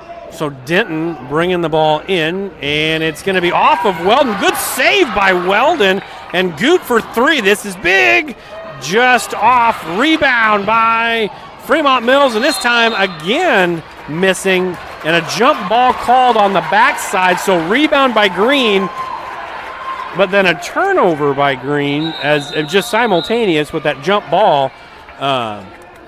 It's going to stay with Tabor, Fremont-Mills. I say Tabor. I'm sorry for everybody that goes to Fremont-Mills that doesn't live in Tabor. But if there is any consolation for Shenandoah, the possession arrow has now flipped. So any jump ball now, and that we woke up the beast as Izzy Weldon has now scored 9 points here in the last 3 minutes or so, and she has willed her Knights back up by 1 as we get the ball into Lene Green, and she's fouled. So get it to your go-to, and then get it to your go-to. 1:39 to go. Phillies down by 1 after being up just about a minute and a half ago, Coach, by 7. Yeah, Weldon really woke up here in the second half. She had 3 at halftime, 4 at the end of the third quarter. Now here in the fourth quarter, she's up to 13. Like we said earlier, she's played a lot of basketball, and right now she's putting her team on her back. First free throw by Green, just a little bit off to the right. Let's see if she can at least get this back end of this pair to at least tie the ball game to put that game pressure back on Fremont-Mills. Second free throw up and rattles in, so we're all square, 41 apiece, and Fremont-Mills has possession. Weldon looking to drive. Nothing there. Now Switzer has it. She's a lefty. Gets it back to Weldon at the top. Now Weldon guarded by Denton instead of Rogers. Good move, I think, potentially. As Weldon looks to drive again. The kick to Switzer. 3 in the corner. Long. Rebounded by Green. 1:10 on the game clock as Green. They're calling a travel. The ball was tipped. Nobody really had possession there. That's a tough call for Shenandoah there. Yeah, she kind of crossed over, and then it got caught on the defender, and then kept dribbling. Ultimately, that's a tipped ball, not a travel. But it was called a travel, so now the Phillies need to play defense. Ball inbounded to Tegan Ewald. Now looks like Ewald again. That's short, rebounded by Burdorf. That's got to be her 15th or 16th rebound. And foul on Weldon on the back court. That is the 6th team foul. So both teams from here on out, the last 55 seconds, any common foul will be free throws. Yeah, so again, value the basketball here. Make sure that you get a good quality shot, no turnovers for the offense. That was a complete flop.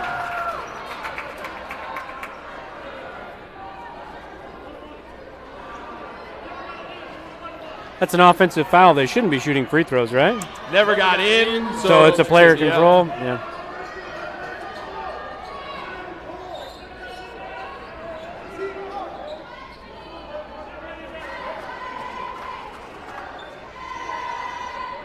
I feel like he's arguing the same thing I just said. Yeah.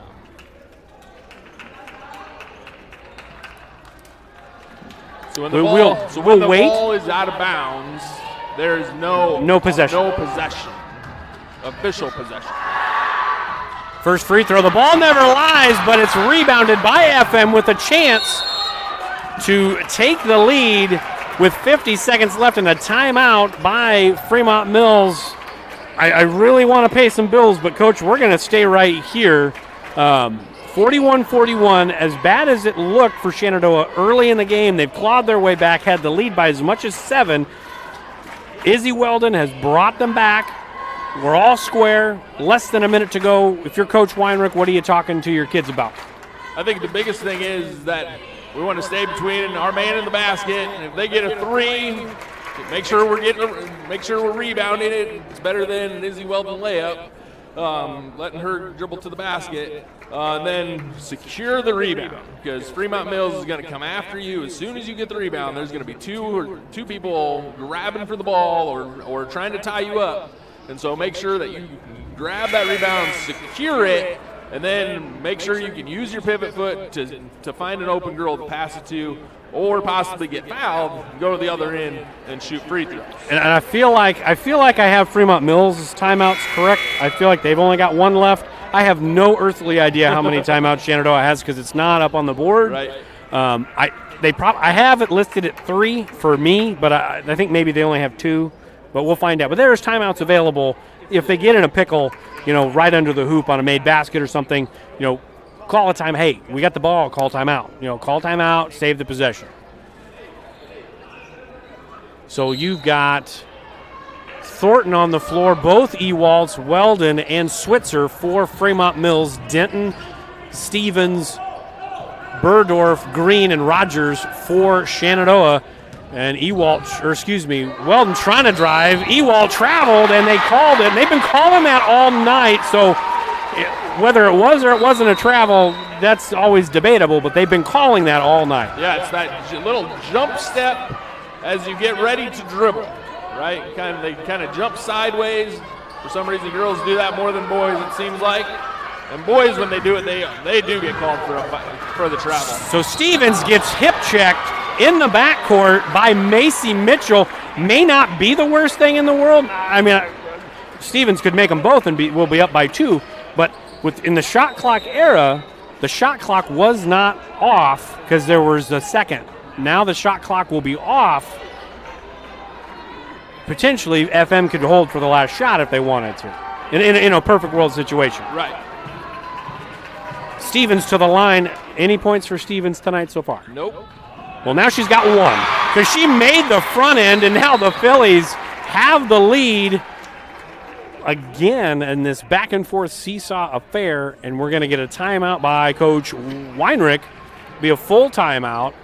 Up by 1. We're going to step aside. I apologize. I know you're This very moment, a board-certified orthopedic surgeon is on his way to a newly remodeled surgical suite where he'll scrub up and dress into infection-free equipment and begin a surgery to give his patient a replacement knee. With the help of a knowledgeable staff and the latest technology, he'll give this man hope for a normal life again without walking in pain. These are the things that happen here every day. The new surgical center at Shenandoah Medical Center. Your health is our mission.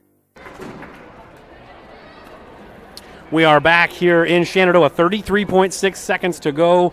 Cassidy Stevens put in her first point of the night and a really good time to do it with almost half a minute to go. She's got another free throw coming up here, Coach. Let's assume perfect world here. She makes the free throw. Are you applying some token pressure here and then falling back into man? Is that what kind of the thought is? Yeah, I would guess that the Phillies will put on a little three-quarter court pressure type of thing, or Chloe will pick up the ball and then everybody else will fall back, and then it's just man and switching man the rest of the way. Don't let anybody get to the basket.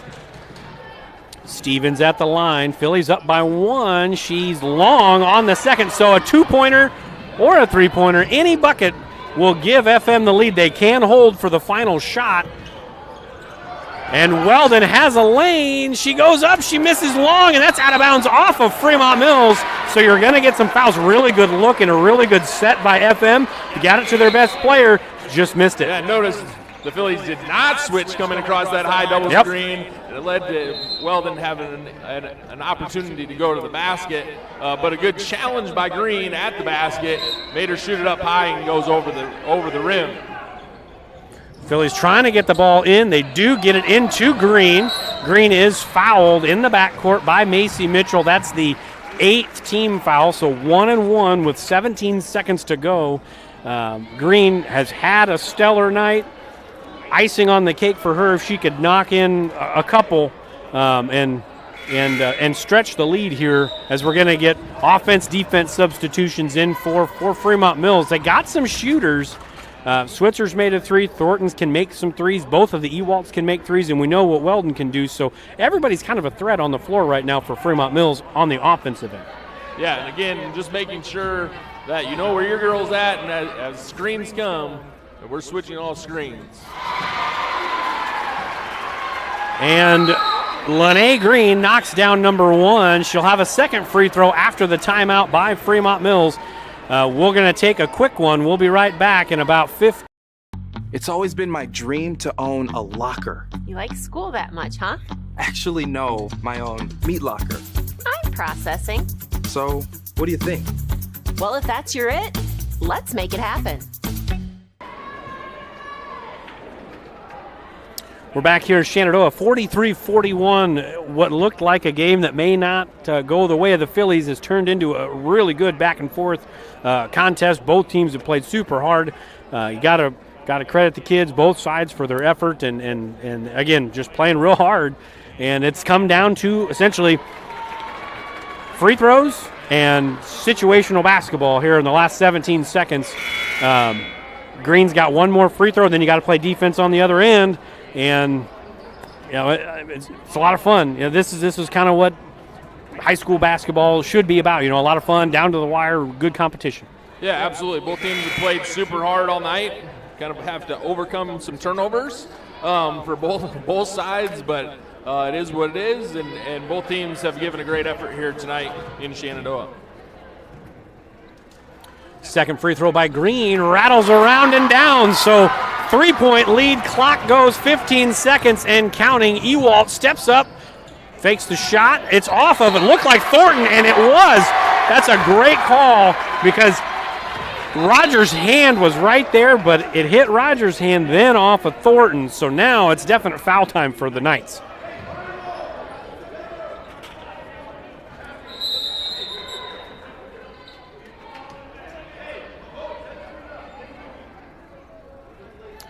So 10.1 seconds left. It's going to be a foul or a turnover. I mean, you hope it's just a foul, but got to get the ball in. The ball is stolen, and the layup is good. Just an awful time for that to happen. 3 seconds and they'll fix the clock. They're going to fix it. There was some yelling, but the ball stolen on the inbound as it was kind of passed to nobody in particular. And then Rogers gets the ball after the make by Reese Goot, who checked into the game for, I believe, just the second time. Yeah, maybe. She's only been in here in the last couple exchanges, offense, defense. We're going to stay right here. So we got a timeout. Shenandoah has taken another one, but Coach, up by 3, you have the ball, 10 seconds. Almost the worst thing happened. You didn't give up a 3, but you give up a steal and a layup. 3.2 seconds on the clock. Your junior kind of head of the snake as a defender is on the line now. Hasn't had a great offensive game. I mean, what's the thought process here? Again, understanding defense, understanding situation, scoring situation, right? You got to have a little bit of token pressure on the ball. You can go a long ways in 3 seconds. What is it, like 2 dribbles in a second or something like that? And no fouls. Yeah, no fouls. No fouls. Make sure that you don't foul as they go to shoot it. So biggest thing here, though, for the Phillies is Caroline Rogers knocking down at least one of these, if not both, free throws here. Well, it's still a 1-and-1. Yep. So if she misses the first, I mean, Shenandoah is all the way back past the half-court line. So, I mean, Caroline Rogers is pretty much the only defender really in the front court, or in the back court, I should say. See what happens. First free throw is off the heel and down. The friendly home bounce, the friendly Page County bounce for Caroline Rogers, as it's now a 2-point game, 3.2 to go. Second free throw by Rogers, off the heel. And the clock actually started before anybody touched the ball. Not a great situation, not a good look, but I don't think it would have mattered because Jenna Burdorf ended up with the basketball, and that is going to be the final. Phillies come back and take care of the Knights, 45-43. Here it is. This is where my passion is my major. With more than 80 areas of study, dozens of clubs and activities to choose from, and advisors who ask the right questions and offer support, it's easy to be you at Iowa Western.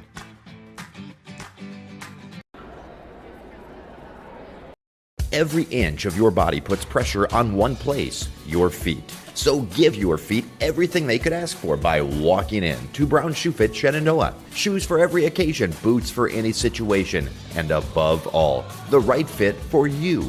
After all, Brown Shoe Fit has been fitting feet for over 100 years. The only downside, so many shoes to choose from and only 2 feet. Great service, great selection, a great fit every time at Brown Shoe Fit, downtown Shenandoah. Welcome back to Shenandoah. 45-43 is the final. The Phillies come from behind. It was an offensive struggle for most of that first half for both teams.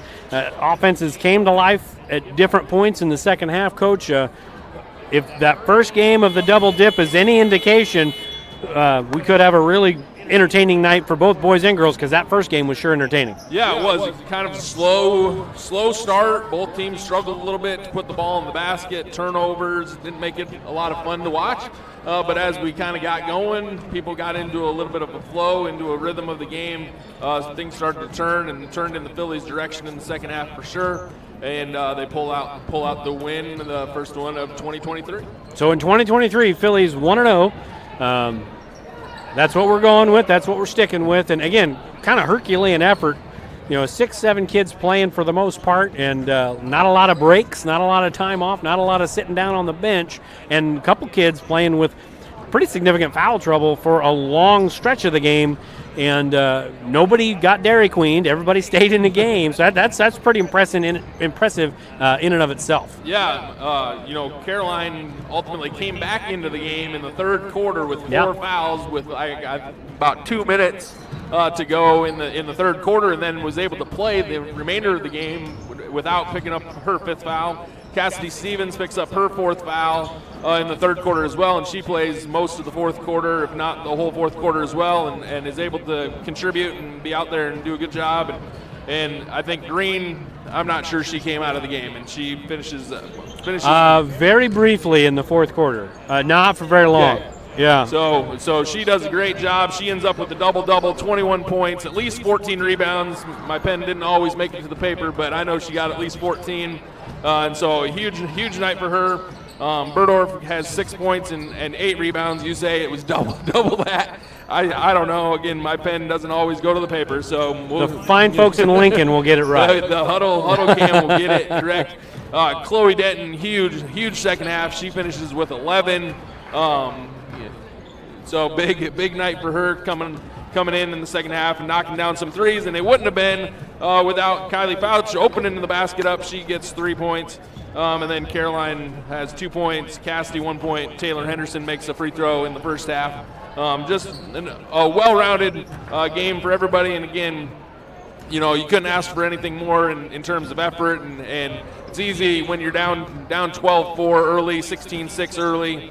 To say, well, it is what it is, and we're not going to be able to win tonight. But they kept battling, kept fighting, and they were able to find the victory here tonight. Yeah, big win. It's not a conference game, and that doesn't really matter at this point. You're just trying to stack wins, and a win's a win, and any win right now is a good win to get that good feeling. So good job by the Phillies, good job by Coach Weinrich, the folks that are here, the folks that watched. They watched an entertaining basketball game, and we got another one to go. There's 11 minutes and some change before we get ready for the nightcap between the FM Knights and your Shenandoah Mustangs. We'll step aside here for about 10 minutes or so, get you fired up for the boys' game, and hopefully we'll come away double winners if you're a Mustang or Philly fan. If you're a Knight fan, thanks for watching, but I just hope it's a good competitive ball game.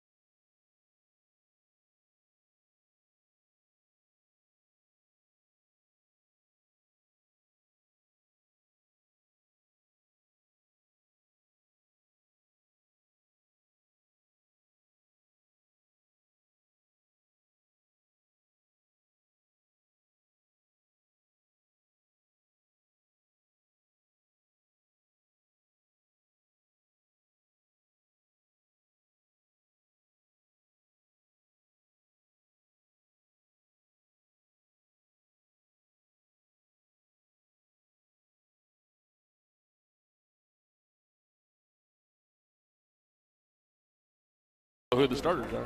Fair enough.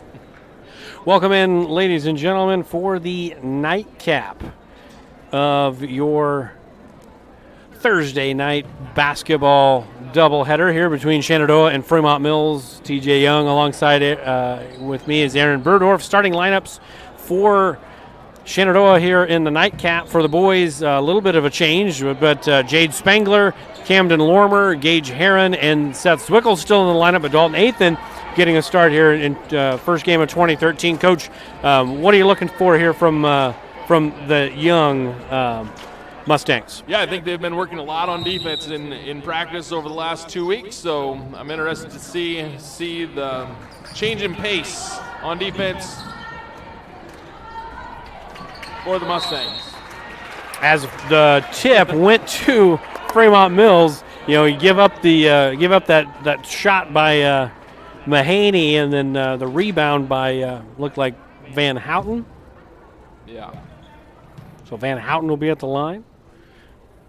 First free throw is short. We do apologize to any Fremont-Mills fan that is watching the game. If we mess up the names, the numbers are wrong on Varsity Bound, so we'll do our best to get them if somebody knows, shoot Coach Burdorf a text or whatever, and we'll be happy to help. Or we'll appreciate the help as Taylor Reed knocks it in. So that is 3-0 Fremont-Mills early, and another turnover.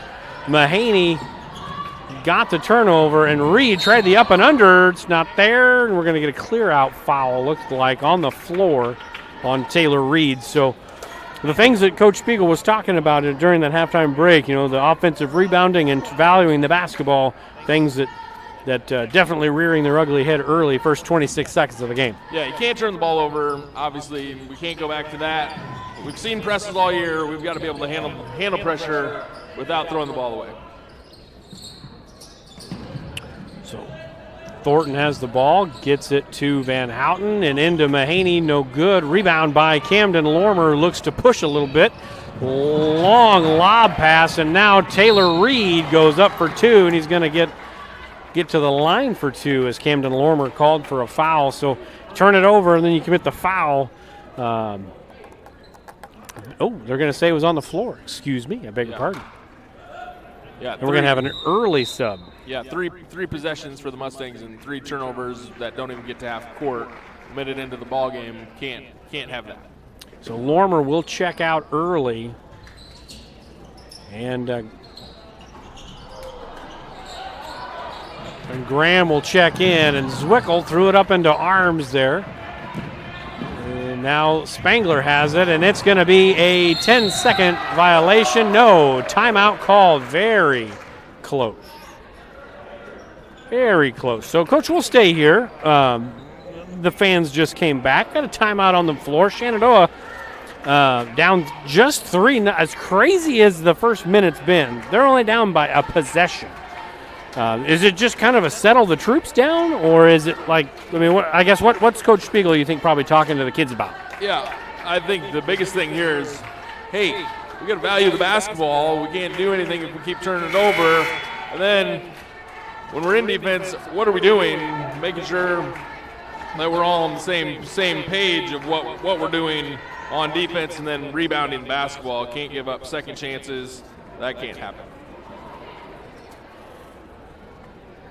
So it looks like it's Lemons, Van Houten, Thornton, Reed, and Mahaney in still for the Knights. Hopefully I got that all right. If not, please let us know by texting Coach Burdorf or emailing him too. He likes that. Email him at his school email address. Zwickel gets the first shot of the night for the Mustangs, a top of the key 3, and it just missed. And nobody guarding Mahaney down low, and he makes an easy 5-footer on the baseline, and now 5-0. And Spangler has it, trying to break the press of the Knights, which isn't like a super crazy press.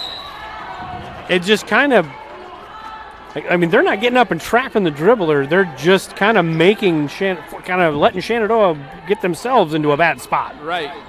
You can't stand there. You got to dribble somewhere to open up some passing angles. And right now, that's not what the Mustangs are doing. So the pressure kind of taken off there on the side. Spengler gets the ball up, and the lefty, Athan, looked for a drive. It wasn't there. Zwickel traveled with it. Yes, he did. So it's going to go the other way. Another turnover for Shenandoah.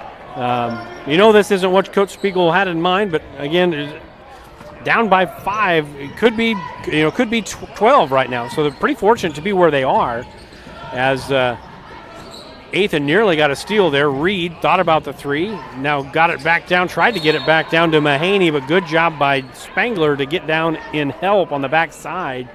Again, still a little confused in the half-court defense, it looks like, as Shenandoah, leaving some blocks open. Yeah, and then we got a reset of the shot clock, so it should have been at 21, and now it's back at 35. Maybe it won't matter, but.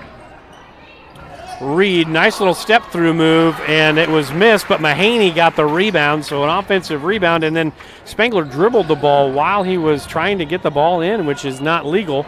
The long pass ahead to Cole Graham, and he walked with it.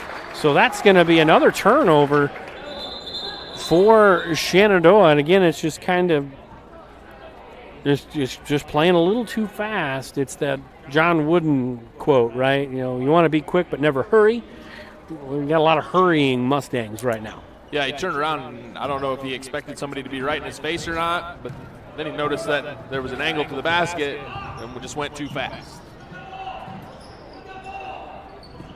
So like a triangle and 2 here, a diamond and 1 rather, on Taylor Reed. Nobody there guarding the block, and Paxton Van Houten knocks it in 9-0 early here for Fremont-Mills.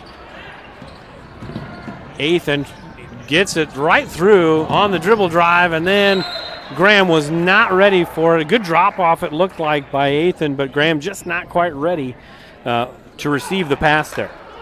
And that might have been a play where Athan had dribbled all the way to the basket, and he's left-handed. He was on the left-hand side of the basket. Just go ahead and go up to the basket with it. A good challenge at the rim a couple of times, and then they're going to get a foul. I would assume, they're going to call Dalton Athan.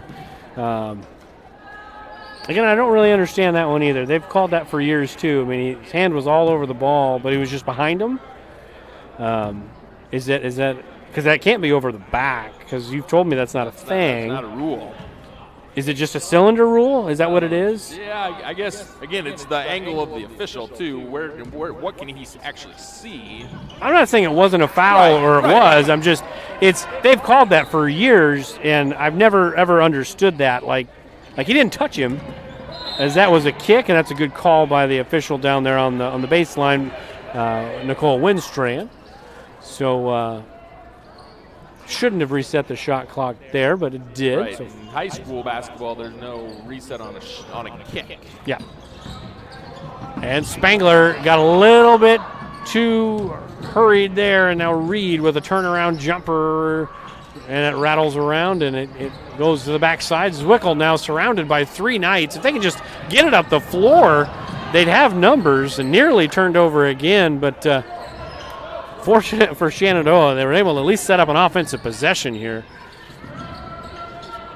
Spengler looked for his 3 at the top, wasn't there. Little jab step 3, and in and out. Good hustle attempt on the rebound by Heron, but it's pulled down by Owen Thornton.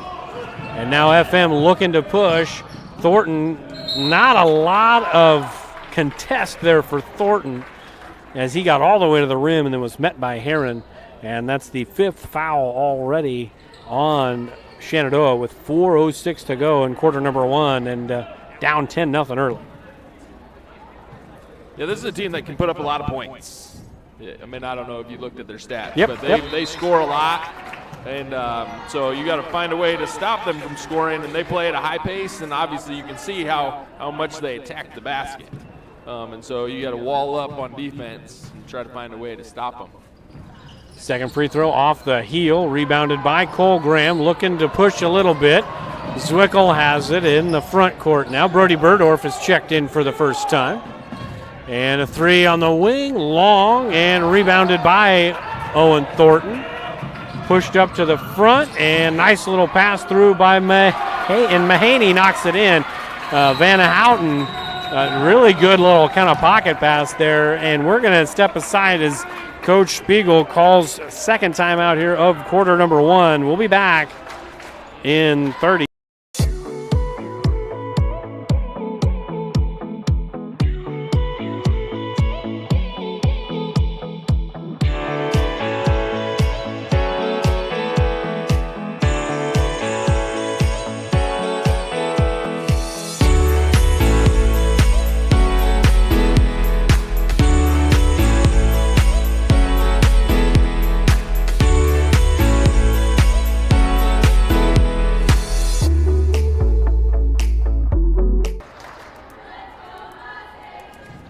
Welcome back to Shenandoah, 13-0 Fremont-Mills. They are definitely out to the early lead, Coach. On the struggle bus are the Mustangs right now. Only 3 shots by my count here so far in the first 4+ minutes of action. A lot of turnovers. Just definitely not the recipe that Coach Spiegel had whipped up here in the overbreak. Yeah, and again, the biggest thing I said, they've been working on defense. Well, better find a way to play transition defense right now, because right now FM is playing super fast and getting easy looks at the basket because of the transition baskets, not half-court baskets. So the ball is back in play. Spangler gets it to Athan. Now you got 3 back here and a guy in the middle, but it's stolen away again. And Reed misses the reverse layup. So fortunate there for the Mustangs as they were able to dodge that bullet. Let's see if they can run an offensive set here, get a bucket. Nobody was guarding Graham down on the block. Still nobody guarding him. For a couple of seconds there as that ball again nearly turned over and a little bounce pass on the floor, rolling around, picked up by Fremont-Mills and Thornton. And Reed goes up strong. He'll go to the line as Athan picks up another foul. Maybe 2 on Athan already. I believe it's at least 2 on Athan. Yep, his second. But very helter-skelter, kind of back and forth, up and down, kind of the game that Fremont-Mills wants to play. Right, again, they score a lot of points and want to get to the basket quickly and shoot it quickly, and they definitely are doing that right now.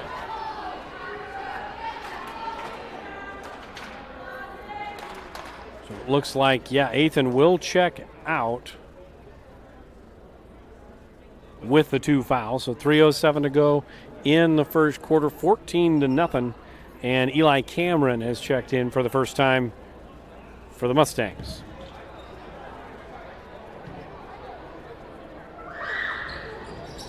Second free throw up and good. So 15-0. Got the pass into the middle. And Graham with somebody behind, and Spangler with the drive. Burdorf has it at the top. Looks like Shenandoah is going to be content to try to run a set here. Burdorf has it on the left wing. Gets it to Graham. To Zwickel. Has it in the right corner. Zwickel back to Burdorf. 7 on the shot clock. The ball gets stolen away by Lemons, who's looking to push. 4 on 2. Nobody stopped the ball. And rebound by Mahaney, and he puts it back up and in. 17-0. 2 touchdowns and a field goal for the Knights as that ball gets thrown away, nearly turned over all the way. And we've got a 10-second call, and that's another turnover. That would be a team turnover. That's not on necessarily Spangler. It'll be a team turnover there. So 17-0, and we're going to get another sub into the game. A couple more subs into the game as Logan Twyman steps in and Henry Martin will check in for the first time.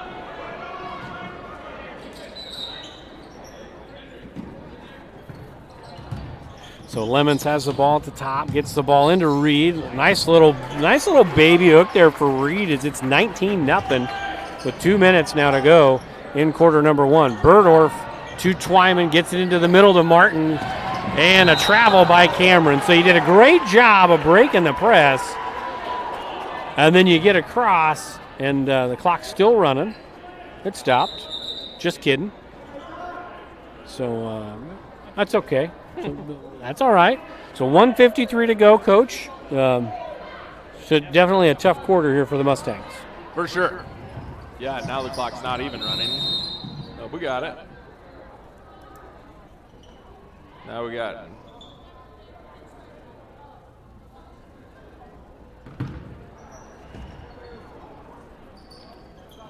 So shot clock should reset.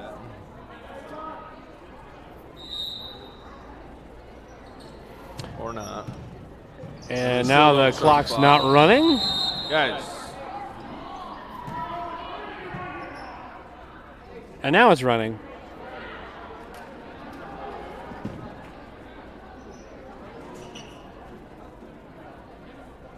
Now it's stopped. So 35 seconds on the shot clock. They got that reset. That's good. And I think they're going to reset the game clock.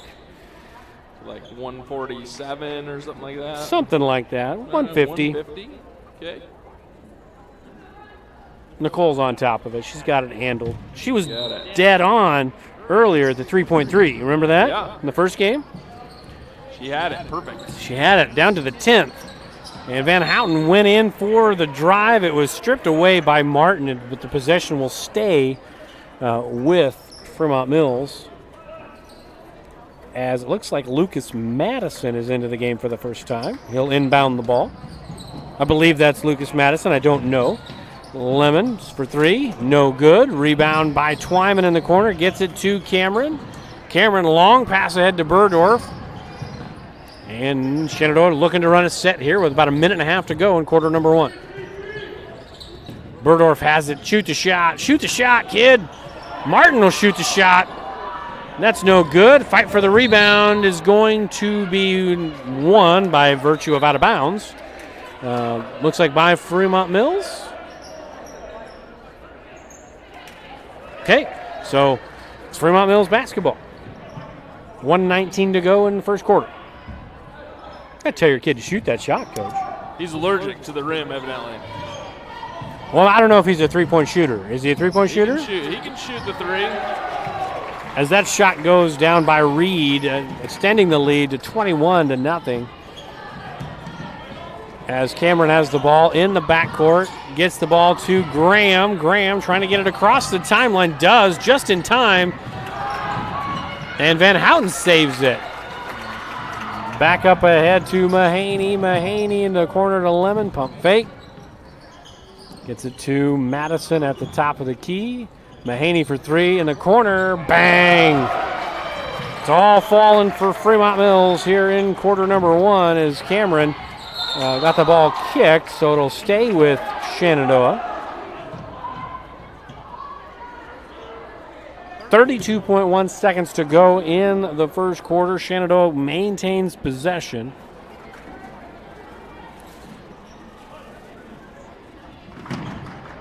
And the ball gets into the corner to Twyman. That's almost hit the rim as the ball is then almost stolen by Van Houten as Martin tried to get it to Cameron.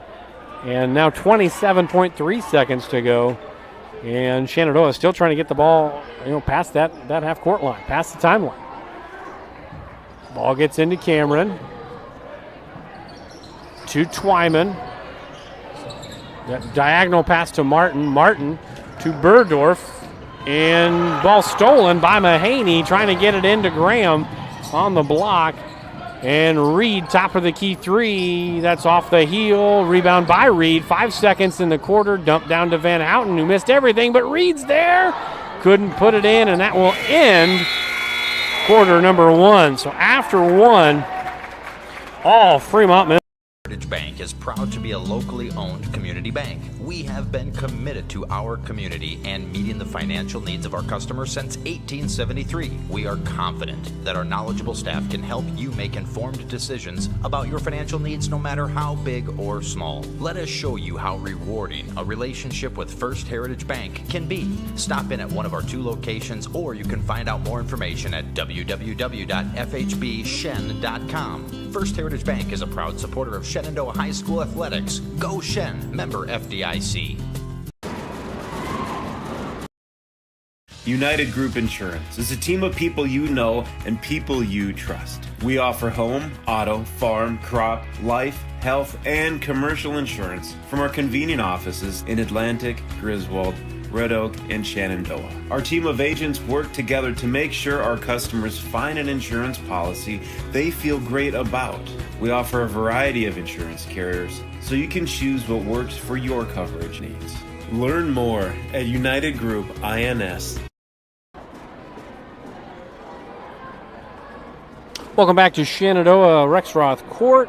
24-0 just to start this second quarter, Coach. It's been a rough game, at least the first quarter anyway, so far for Shenandoah. That may be an understatement. Yeah, for sure.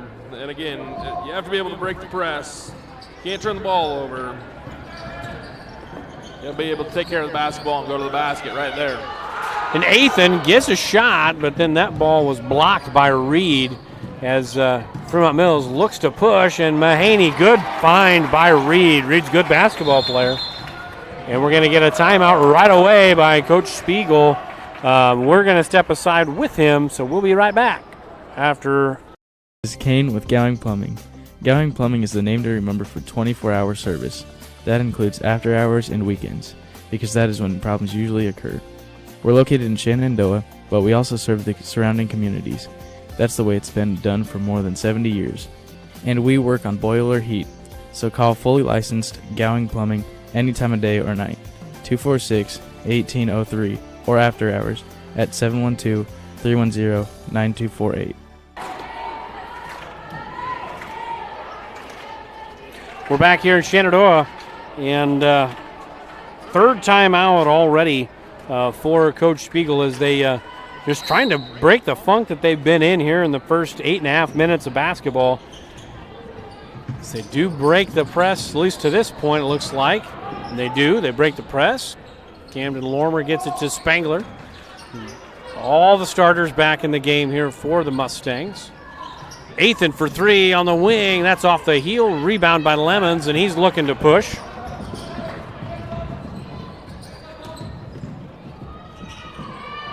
And a good finish by Reed again.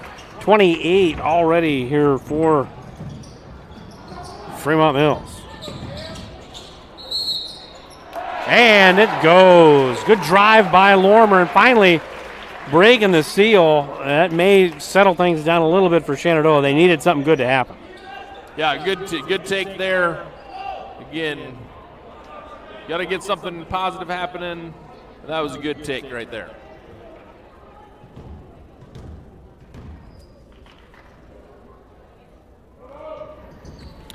Free throw is no good, but good hustle. Rebound by Lormer. And again by Lormer. This time he's going to go back to the line. Van Houten called for the foul.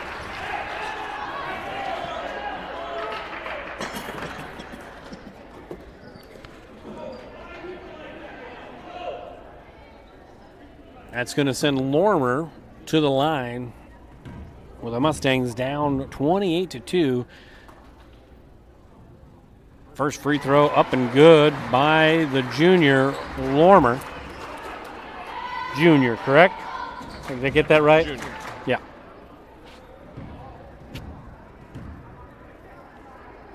Second free throw on the way. Rattles in and out. Good rebound on the offensive end by Heron. And we're going to get a foul with the body. So that's going to keep the possession here with Shenandoah. I think I got about all their numbers right now. Okay. I think.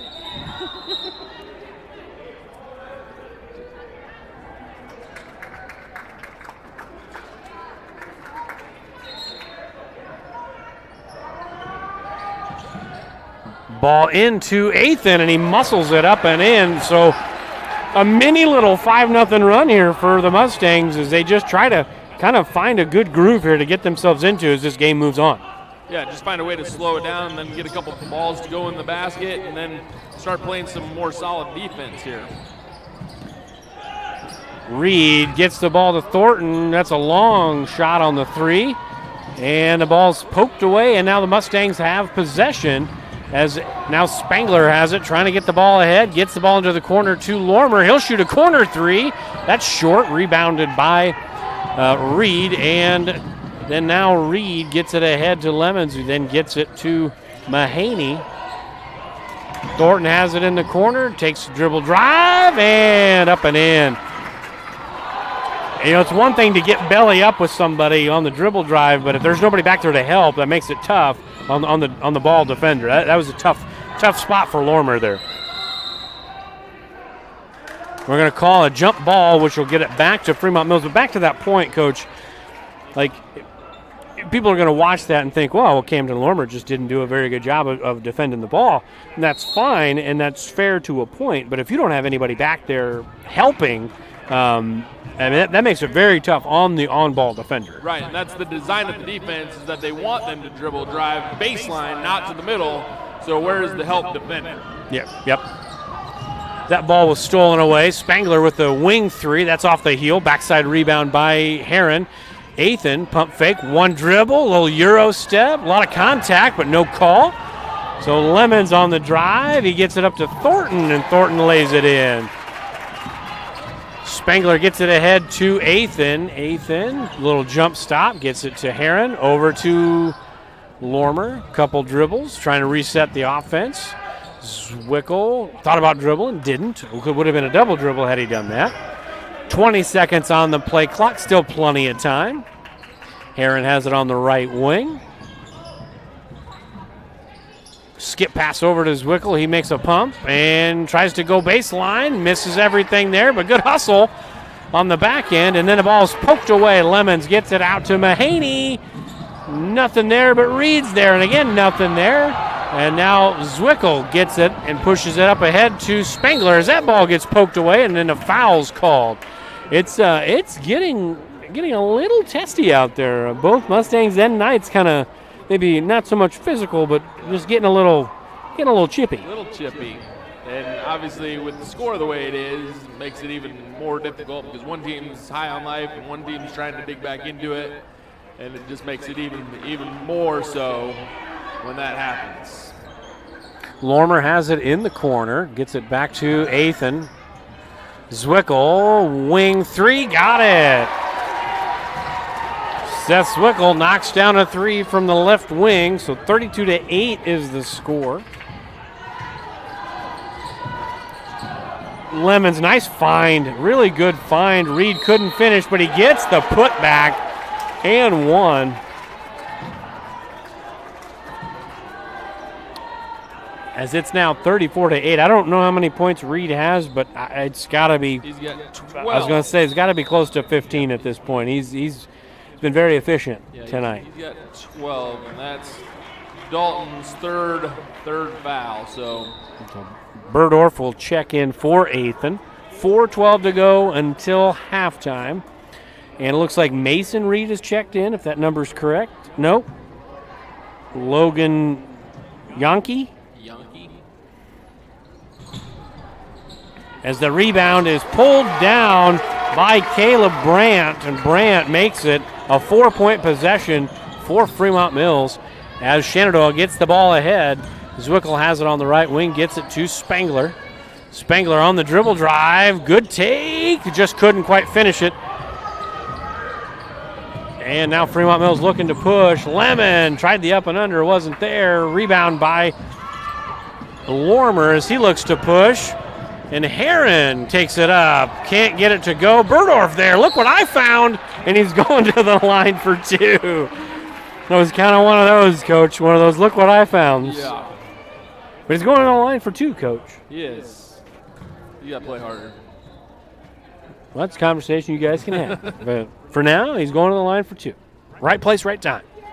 First free throw up by. God, look at that. Look at the stroke of the big man. The full rotation on that. That's nice. Been working on that. Burdorf makes the first and can't make the second. It's rebounded by Yankee as he goes in. A little mini Euro. I say mini Euro all the time because they're not like, it's not like the full Euro where you're like going at a complete 45-degree angle and coming back. Right. It's just kind of a mini step to the side. Back when I was in high school, which is nobody cares, but I would do stuff like that, and they would always call me for a travel, which it wasn't. But you were ahead of your time. No, like if it was a 2-on-1 fast break, I'm dribbling, and then the guy's still guarding me, but I would take a step and fake a pass, and then take another step and go for a layup. And they always called me for a travel. I would always say I never got teed up. Not once. Not one time did I ever get a technical as a player. But I would always say that was 2 steps. I always say, whoever it was, sir, that was 2 steps. That was 2 steps. They'd always just tell me, no, that was a travel. You can't do that. I don't know. At that point, I don't know what to do. Coach, your thoughts? I'd have to see the officials. Well, actually, one of them still a volleyball official in the area. He officiates volleyball here. Still on occasion. I don't think he does basketball anymore, but volleyball. We'll get back to the game as Graham's pass gets batted away, and Reed going in for the dunk. He lays it in. 40-9 is the score as the ball again gets tipped.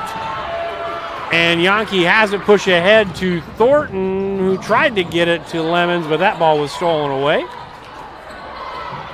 Graham gets it to Zwickle, still in the backcourt. Lormer has it, got to get it across the timeline, and just does. Ball's dribbled off his foot, a lot of contact. Kind of one of those look what I found situations there, too, Coach, but we'll take it. Yeah, just a loose ball as he was dribbling, and he ended up getting it in a place where he could end up scoring. Reed has the ball, got it into Thornton. Thornton, a little power dribble, goes up. A lot of contact, no foul called there. And Zwickle pushing the ball up to Spangler. Spangler to Zwickle, 3 short. Rebound by Spangler, and he rattles it around and down. So much more efficient offensive quarter for the Mustangs. None in the first, 13 here in the second. You just, unfortunately for Shenandoah, you can't wipe away a whole quarter. Right.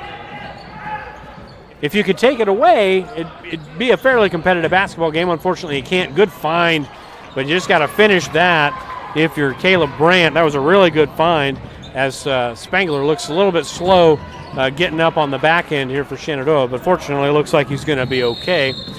And we're going to get a carry on Reed, so we're going to go the other way.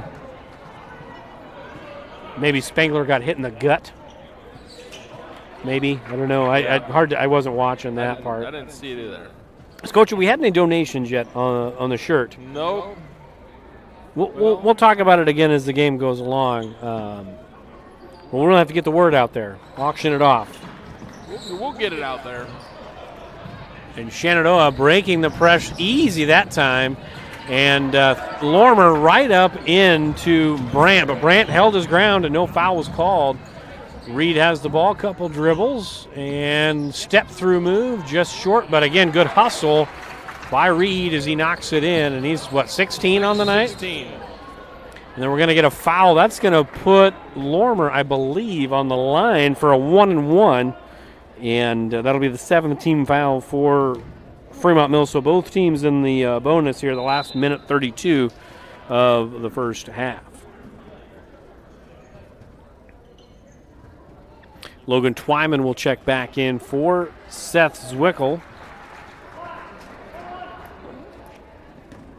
Lormer at the line. Lormer, bright spot offensively for the Mustangs. Sat a majority of the first quarter, but he's played all of this second quarter, and he rattles in the first one. I have no idea what he has, but probably 7 or 8 points by now. 6. Okay, I was close. I'm always the round-up guy. Lormer looking for point number 7, and of course he gets it. 42-15, and Lormer's going to get a nice breather here, maybe for the final minute and a half, as Eli Cameron checks back in.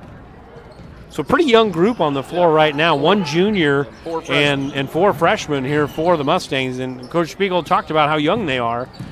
And I would assume they're just going to kind of get younger next year with an influx of 8th graders coming in, as Mahaney makes the 5-foot shot. And that doesn't mean that the 8th graders will play next year, but there's just more of them. I mean, there's just a lot of them. Right. 12, 18, 22. I would guess they would end up with 7 or 8 of them will be out for high school basketball, I guess. And you don't lose. Well, you lose Blake Harold.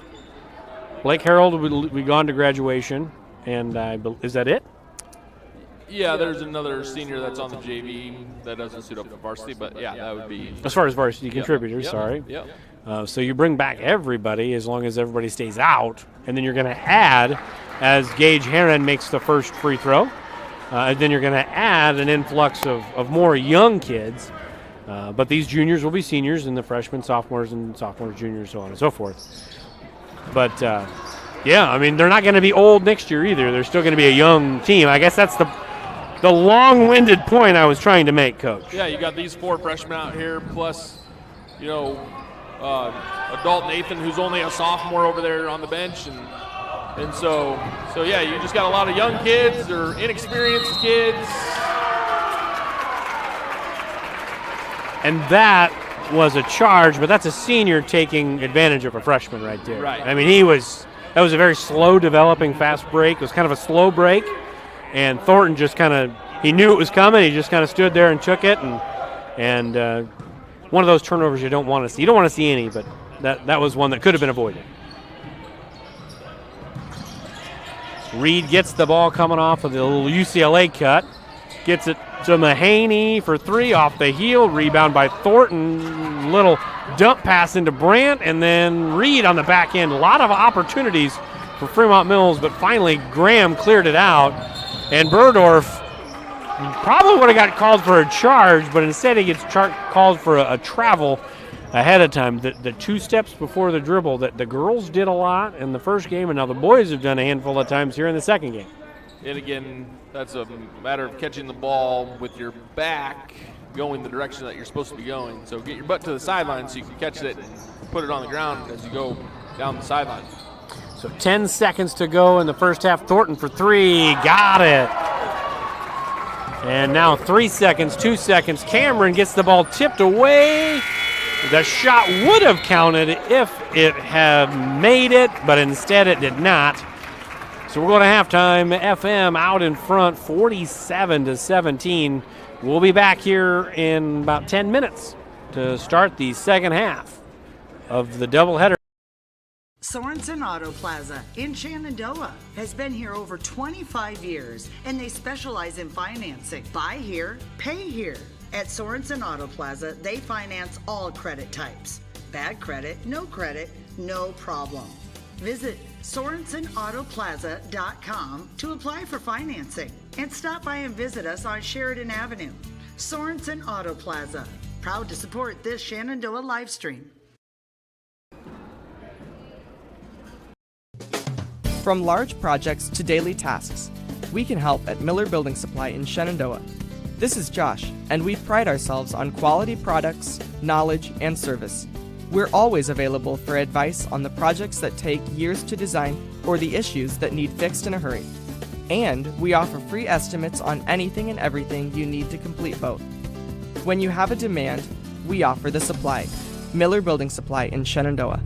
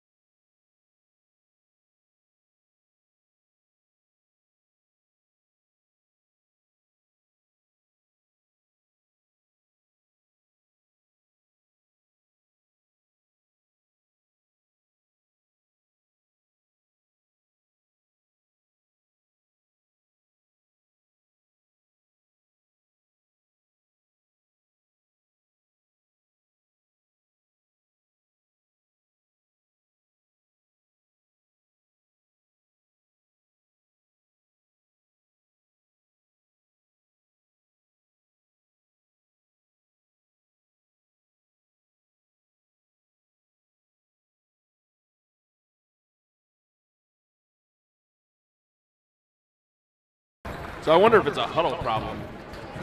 We are back here in Shenandoah, and we're just getting started here with quarter number 3.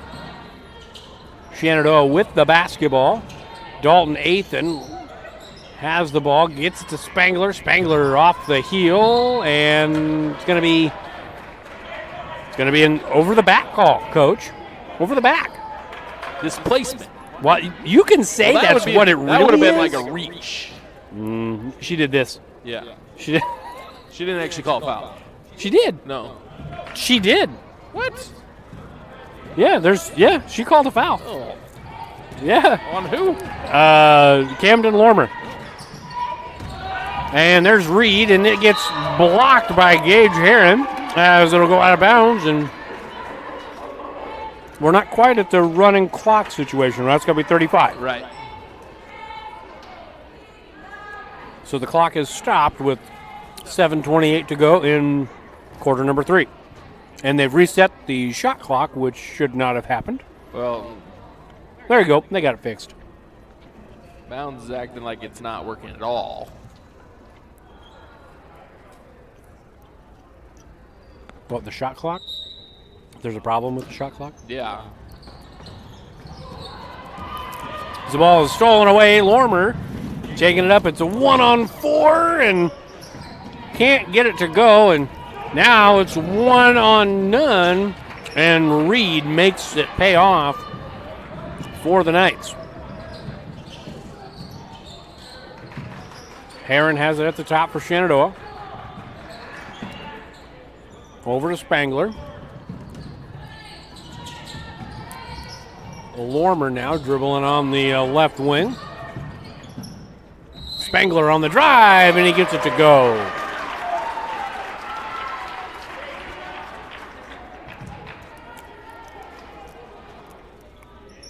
First points of the night for Spangler, or is that it? He's got 4? He's got 4, yeah. The scoreboard says it's 47-19. It's really 49-19. They just didn't put that last basket by FM up on the board. They don't have to. I mean, no, they got it.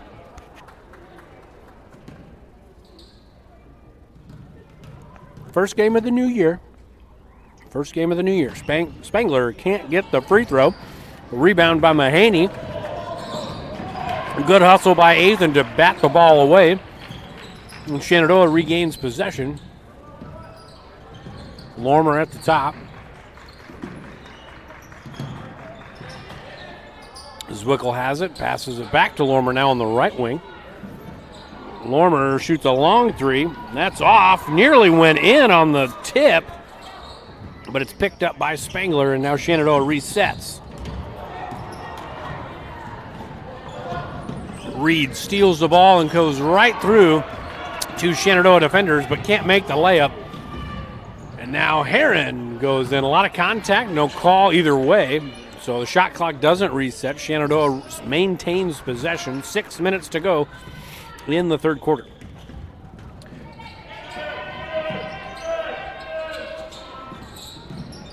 Lormer to Zwickel in the corner. No. Rebound by Reed. Push out ahead to Mahaney. Back to Lemons. And that's a foul. And Lemons will go to the line. And that should be, if I'm not mistaken, 3? It might be his 4th. I'm not. Well, he just had 1. Yeah, so that would be his 4th thing. Yeah, so this is 2 fouls on Lormer here in the first couple minutes here of the third quarter.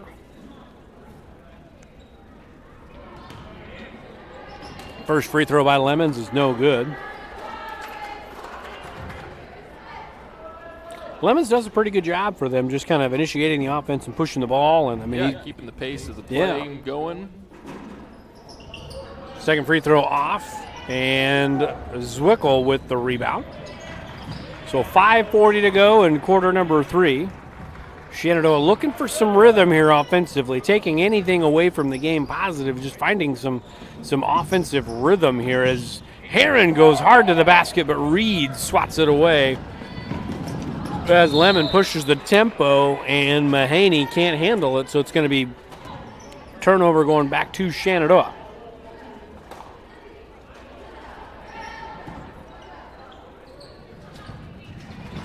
Ball into Zwickel. Back to the middle and Lormer.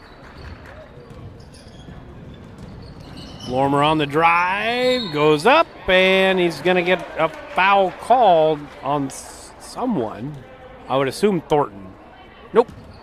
Called on Reed. That's a tough one for Reed there. Yeah. Wrong place, wrong time. I don't even know if he touched him. Maybe he did. I mean, him and Thornton kind of Lormer and Thornton kind of collided there, but Lormer can't get the first to go. No subs coming into the game. 5:14 to go in quarter number 3. All the starters still on the floor for both teams, so no subs so far here in the second half. Second free throw rattles around and down.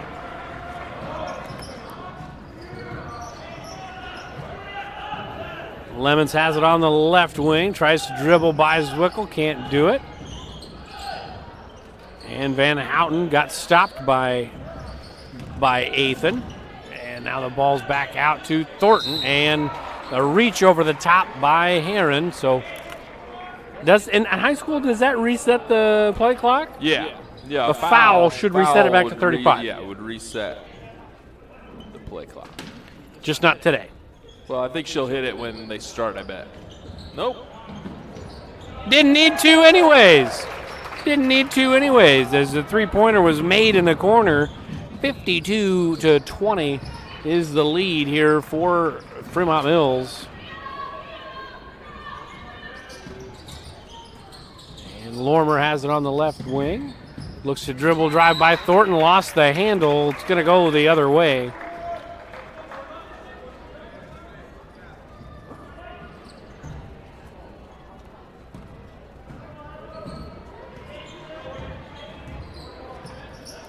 Lemons has the ball between the circles for Fremont-Mills. They try to get it inside to Reed. That's a pretty hot pass for somebody that had backside position there. That's a tough pass to catch. Right. I mean, you're holding your ground one way and you're being asked to quickly go to the other direction. Yeah, we'll take a timeout. We'll talk a little bit more about that on the back. Sorensen Auto Plaza in Shenandoah has been here over 25 years, and they specialize in financing. Buy here, pay here. At Sorensen Auto Plaza, they finance all credit types. Bad credit, no problem. Visit SorensenAutoplaza.com to apply for financing and stop by and visit us on Sheridan Avenue. Sorensen Auto Plaza, proud to support this Shenandoah live stream.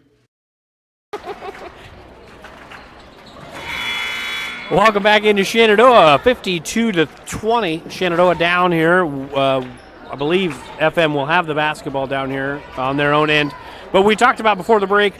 Shenandoah gets the ball. Remember, Shenandoah gets the ball. Out of bounds. Kind of a hot pass down here with backside position. He had sealed and pinned a kid. That would be the opposite of what our girls were doing in the girls' game. As that ball gets stolen away, and Thornton lays it in. In the girls' game, Lene was having front position, and Zwickel makes the fast break layup, and we were lobbing to her while she was fronting, whereas Reed had backside position, and that was where you'd want the lob. Right. Good dribble drive by Athan, but they're going to call a charge on Athan, so that will nullify the basket. No basket made.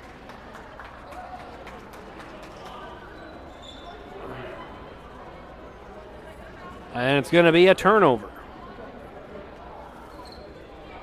Evidently, that's Dalton's 5th foul.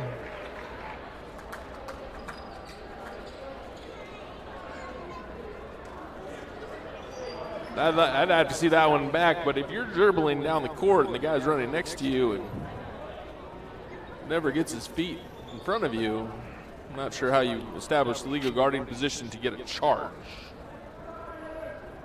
Over the back? Was it over the back? No, over the back. Well, unfortunate for Athan that he got Dairy Queen. He got Dairy Queen pretty early. What was there a game this year? I feel like there was. That should have been a travel. So he caught it. It didn't hit anything, and he caught it again and landed. But that'll count. And Mahaney puts it in, and Spangler couldn't get the layup to fall in transition, and Fremont-Mills with a chance to extend it to that 35-point mark here as Reed has it on the baseline. A lot of size advantage there, and couldn't take advantage as Zwickel gets the rebound on the backside, gets it over to Lormer. 3-on-1, Lormer going up and lays it in softly off the rim. Reed has it in the corner. Nobody went out to guard him, and a little Euro step and one. That may be five on Lormer. Right.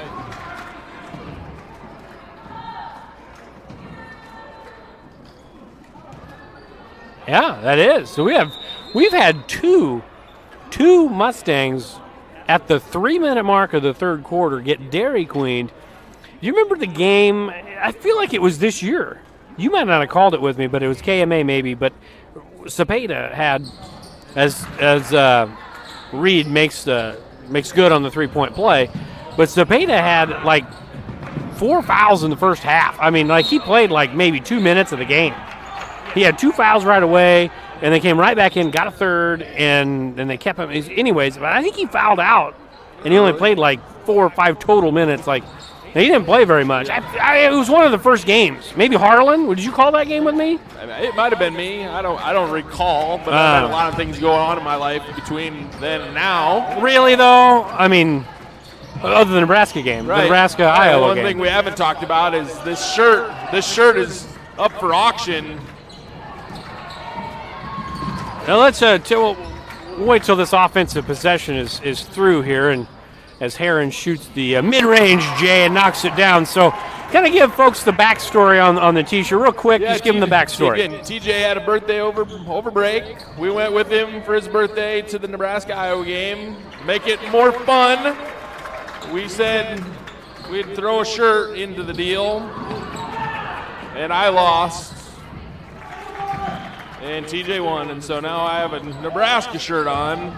It says I'm their #1 fan, which, if you know me, I'm clearly not their #1 fan. Yet. Ever. And so if you want this shirt worn by me, celebrity, in a basketball game at Shenandoah, TJ and I will sign it. Signed. We'll put it out there for auction, for bid, and it'll all go to a good cause. Something good will come from this shirt. We'll put that money towards the pink out here in a couple weeks for Shenandoah basketball. So if you're interested, you can always text me, email me, or just show up on pink out night, which I'm not sure when that is, but I think it's in a couple weeks here. And you can have this shirt because I won't use it for anything but a dish rag. I don't believe you. I think if you didn't auction it off, I think you would wear it a lot. I feel like that's true. I wouldn't. I feel like you would. I feel like it would become like I'm you're. not even sure that I would clean my car with it. That hurts a little. That hurts a little. I mean, I paid hard-earned money for that. Well, I mean, I paid earned money for that. Yeah. I feel like it's. I would expect nothing less from you if you were wearing a Hawkeye shirt right now. You see the hoodies that I wear all the time? They're just random places. Right. Well, Hawkeyes aren't a random place. No, but I'll own one. I'll eventually. I try to get obscure things first before I get. As of right now, I'm rocking. Mainstream. I'm rocking a Coastal Carolina Chanticleers one. It's a nice one. Thanks, I appreciate it. Yeah, not as nice as your shirt. There's a timeout on the. The strength of a house starts with its foundation, just like the strength of a community starts with its education to ensure its success for many generations to come. The Shenandoah Iowa Education Foundation strives to bring world-class education and opportunities to the youth of Shenandoah. Visit ShenandoahIowaEducationFoundation.org to become a part of the $100 Club, the Family Challenge, to donate to the Peter J. Weber Scholarship, or to make a general donation. The Shenandoah Iowa Education Foundation, partnering today for success tomorrow.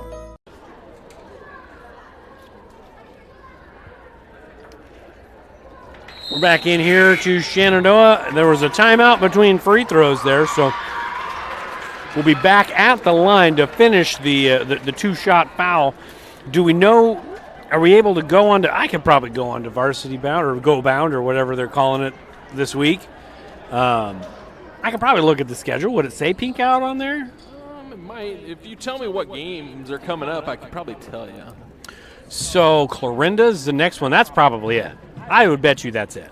I would bet you it's the Clarinda game on the 13th. I don't think so because that's next Friday and that's winter homecoming.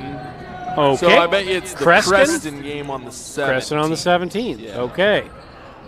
After that, it's going to be all the way till February. Yeah. So if you want to own this shirt, the 17th it is, your opportunity to have a nice Nebraska. Any amount of foldable money will go right to the American Cancer Society for the pink out. It's for a good cause. You don't even have to do anything with the shirt. You can just, be part of the solution and not the problem, right? Right. 3 seconds on the quarter clock. Martin has it in the corner. Cameron gets it up, and I don't think it would have counted even if it would have gone in there. I think he was late on that, but we'll end the third quarter with that, and we'll be back in 60. Pella Corporation in Shenandoah is growing. Pella is a family-owned company and has a strong heritage that started in 1925. Pella offers a strong benefit package, competitive wages, quarterly bonuses, profit sharing, and more. Pella has a decreased overtime schedule. You'll never work on Sundays, and you will have at least 2 Saturdays off each month to spend more time with your family. Go to careers.pella.com to see what jobs are available and apply today. Experience is not necessary, as Pella will provide training. Pella is an equal opportunity employer. Anyways. We're back here in Shenandoah, Coach. Tough night here for the Mustangs. Good night for the Phillies, but tough night here for the Mustangs. What's kind of the goal here going the last 8 minutes of continuous clock basketball? Yeah, obviously just going to continue to want to see kids playing hard, right, no matter what the score is. Obviously, the first quarter did not go as planned, and it put us in a hole early and made it difficult for the rest of the night.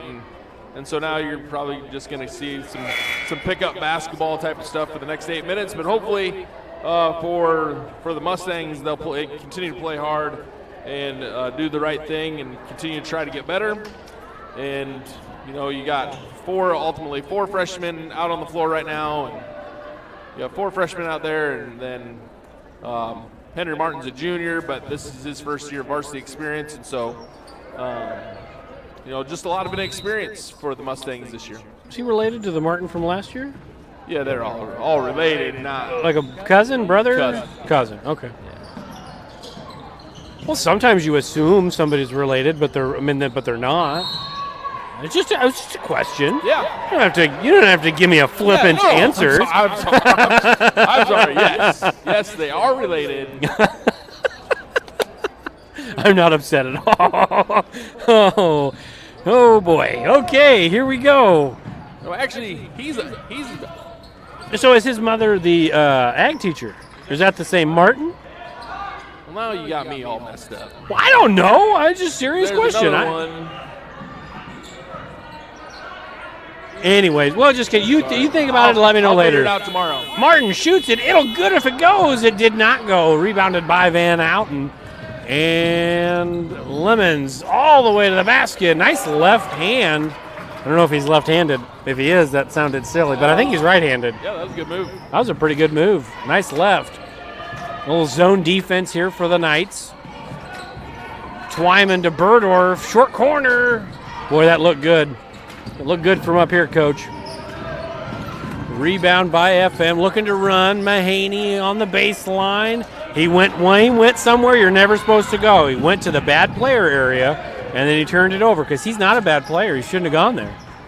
Cameron has the ball. Got the ball tipped away and then dribbled out of bounds. That probably should have been over and back.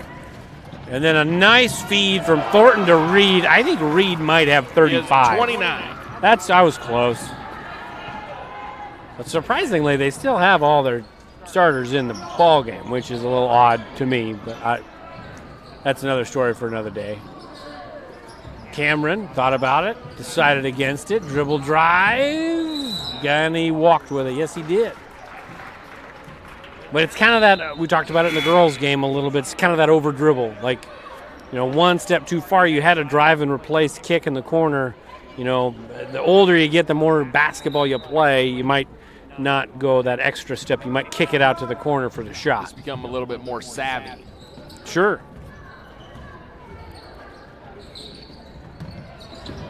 Reed, strong drive, rebound by Martin on the backside. He must have watched all of our broadcasts last year because he went right to the backside for that rebound. Martin thought about the three. Cameron has it, dribbles in, shoots the three, bang! Cameron knocks it down, 74-33. Lemons to Reed, no shot, saying it's on the floor. Apparently, there's no continuation. Yeah. Although I feel like he was on his way up. I'm not sure what their goal is for how many points they want him to score tonight, but he's still in there. Still in there. They all are. Well, they took one starter out. Three in the corner by Lemons, no good. Rebound by Burdorf. Yeah, Mahaney's he just checked out. To be fair, I think it was Lucas Madison who checked in. I'm sorry to Lucas for not mentioning you. Lucas in the game. Twyman has it in the corner. Decent pass, just kind of fumbled it a little bit, and then Graham got it on the backside. Good defense by Madison there, and now Lemons on the drive. He goes lefty on the right side and lays it in. So 4 minutes and change to go in regulation. Martin gets it to the high post. Graham one dribble. Little mini pull-up, like a mini hook, didn't go. Rebound by FM. They're moving it up the floor, slowing the pace down a little bit.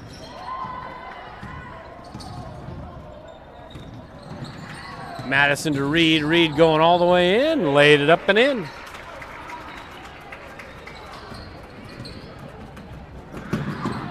And Van Houten tips the pass out of bounds, so we'll get some subs in the ball game here for Shenandoah. It looks like one coming in for Fremont-Mills.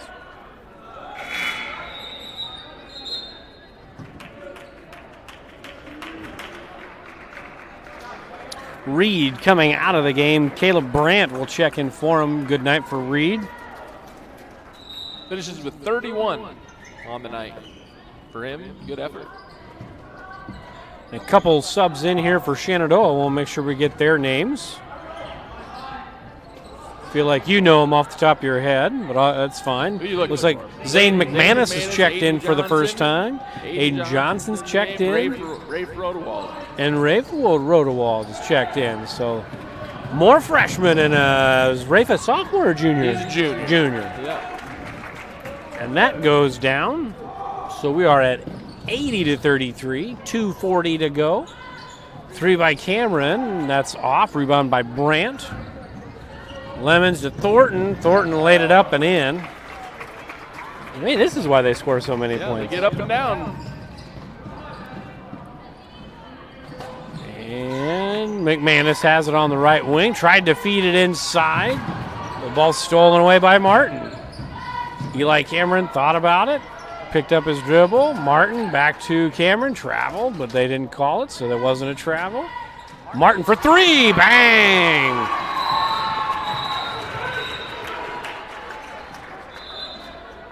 We're going to get a timeout by FM. I believe it's just a substitution timeout, so we won't take it with them because I think they're just bringing in the subs.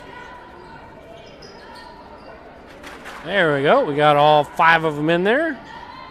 So it's Sawyer Forney, and it looks like Landon Baker and Mason Reed. Younger brother, possibly, of Taylor Reed? Some sort of relation. Yep. Probably. Ball stolen by Martin and then hand-checked there by Landon Baker, so that'll be a foul. That'll be the fifth team foul on Fremont-Mills. Minute 30 to go in the fourth quarter. Martin feeling it. Bang! Boom! Put him in the game, Coach. Keep him in there. That's 6 points quick. A long two-pointer by Madison, no good. Rebound by Zane McManus. And he did shuffle the puppies a little bit, so we'll go the other way.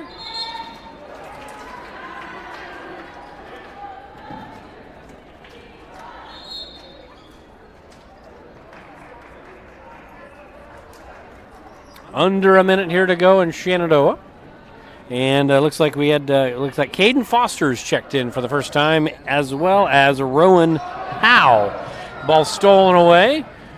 And Eli Cameron had it knocked away, so it'll stay with Shenandoah with 40 seconds to go. You could probably shut the play clock off, as now we're under 35. A nice little feed by Martin, and Rafe Rodewald gets into the score column tonight. Martin's making stuff happen, Coach. Ball's tipped away and on the sideline, and that's going to stay with Fremont-Mills with 15 seconds and counting. They probably just get the ball in and just kind of hold it type of deal. And then a hand check, and that's going to be the 7th team foul, Coach. So if they go quick, it'd be a 1-and-1. We are not. They're taking their time. We are done. Dunzo. Run that clock out. And We're that Dunzo. Is going to be the final tonight here in Shenandoah. We'll be back. Fremont-Mills earns a split tonight, doubling up the Mustangs. We'll be back. This very moment, a board-certified surgeon specializing in female pelvic medicine and reconstructive surgery is scrubbing up in a newly remodeled surgical center full of the latest technology to give a woman a chance to take back control over her body. It will take less than an hour. There will be minimal recovery time, and afterwards, she'll start to feel normal again. These are the things that happen here every day. The new surgical center at Shenandoah Medical Center. Your health is our mission.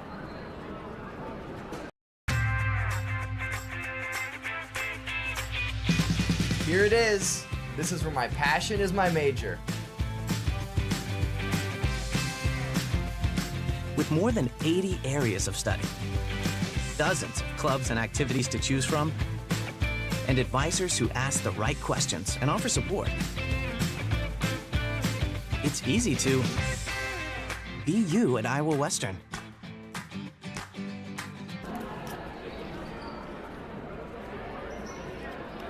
Welcome back into Shenandoah. The Fremont-Mills Knights and the Shenandoah Mustangs and Phillies earned a split tonight. Phillies took game one in a thriller, and Fremont-Mills, the Knights, took care of the Shenandoah Mustangs fairly convincingly in the nightcap, 82-41. Coach, some final stats tonight for the Mustangs. Yeah, 2, 4, 6, 8, 10 Mustangs got on the board tonight. Lorimer led the way with 10. Spengler had 6. Heron 4. Zwickel had 5. Dalton Nathan had a bucket. Eli Cameron had a 3. Brody had 1 free throw. Cole Graham, Burdorf. Yeah, Brody Burdorf had 1 free throw. Cole Graham had a basket. Or he had 2 free throws, I'm sorry. Henry Martin hit the back-to-back threes there in the fourth quarter for 6, and Rafe Rodewald got a basket there at the end for 2 points. FM Reed led the way with 31, and then Mahaney had 23. Thornton ended it with 16. A pretty talented.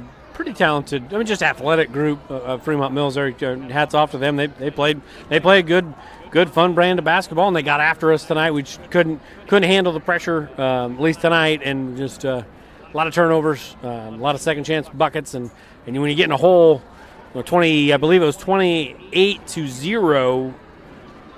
It's hard to make that big of a dent in that. After that point, we only lost the game by 14. I mean, the rest of the game, we only lost the game by 14, or 13.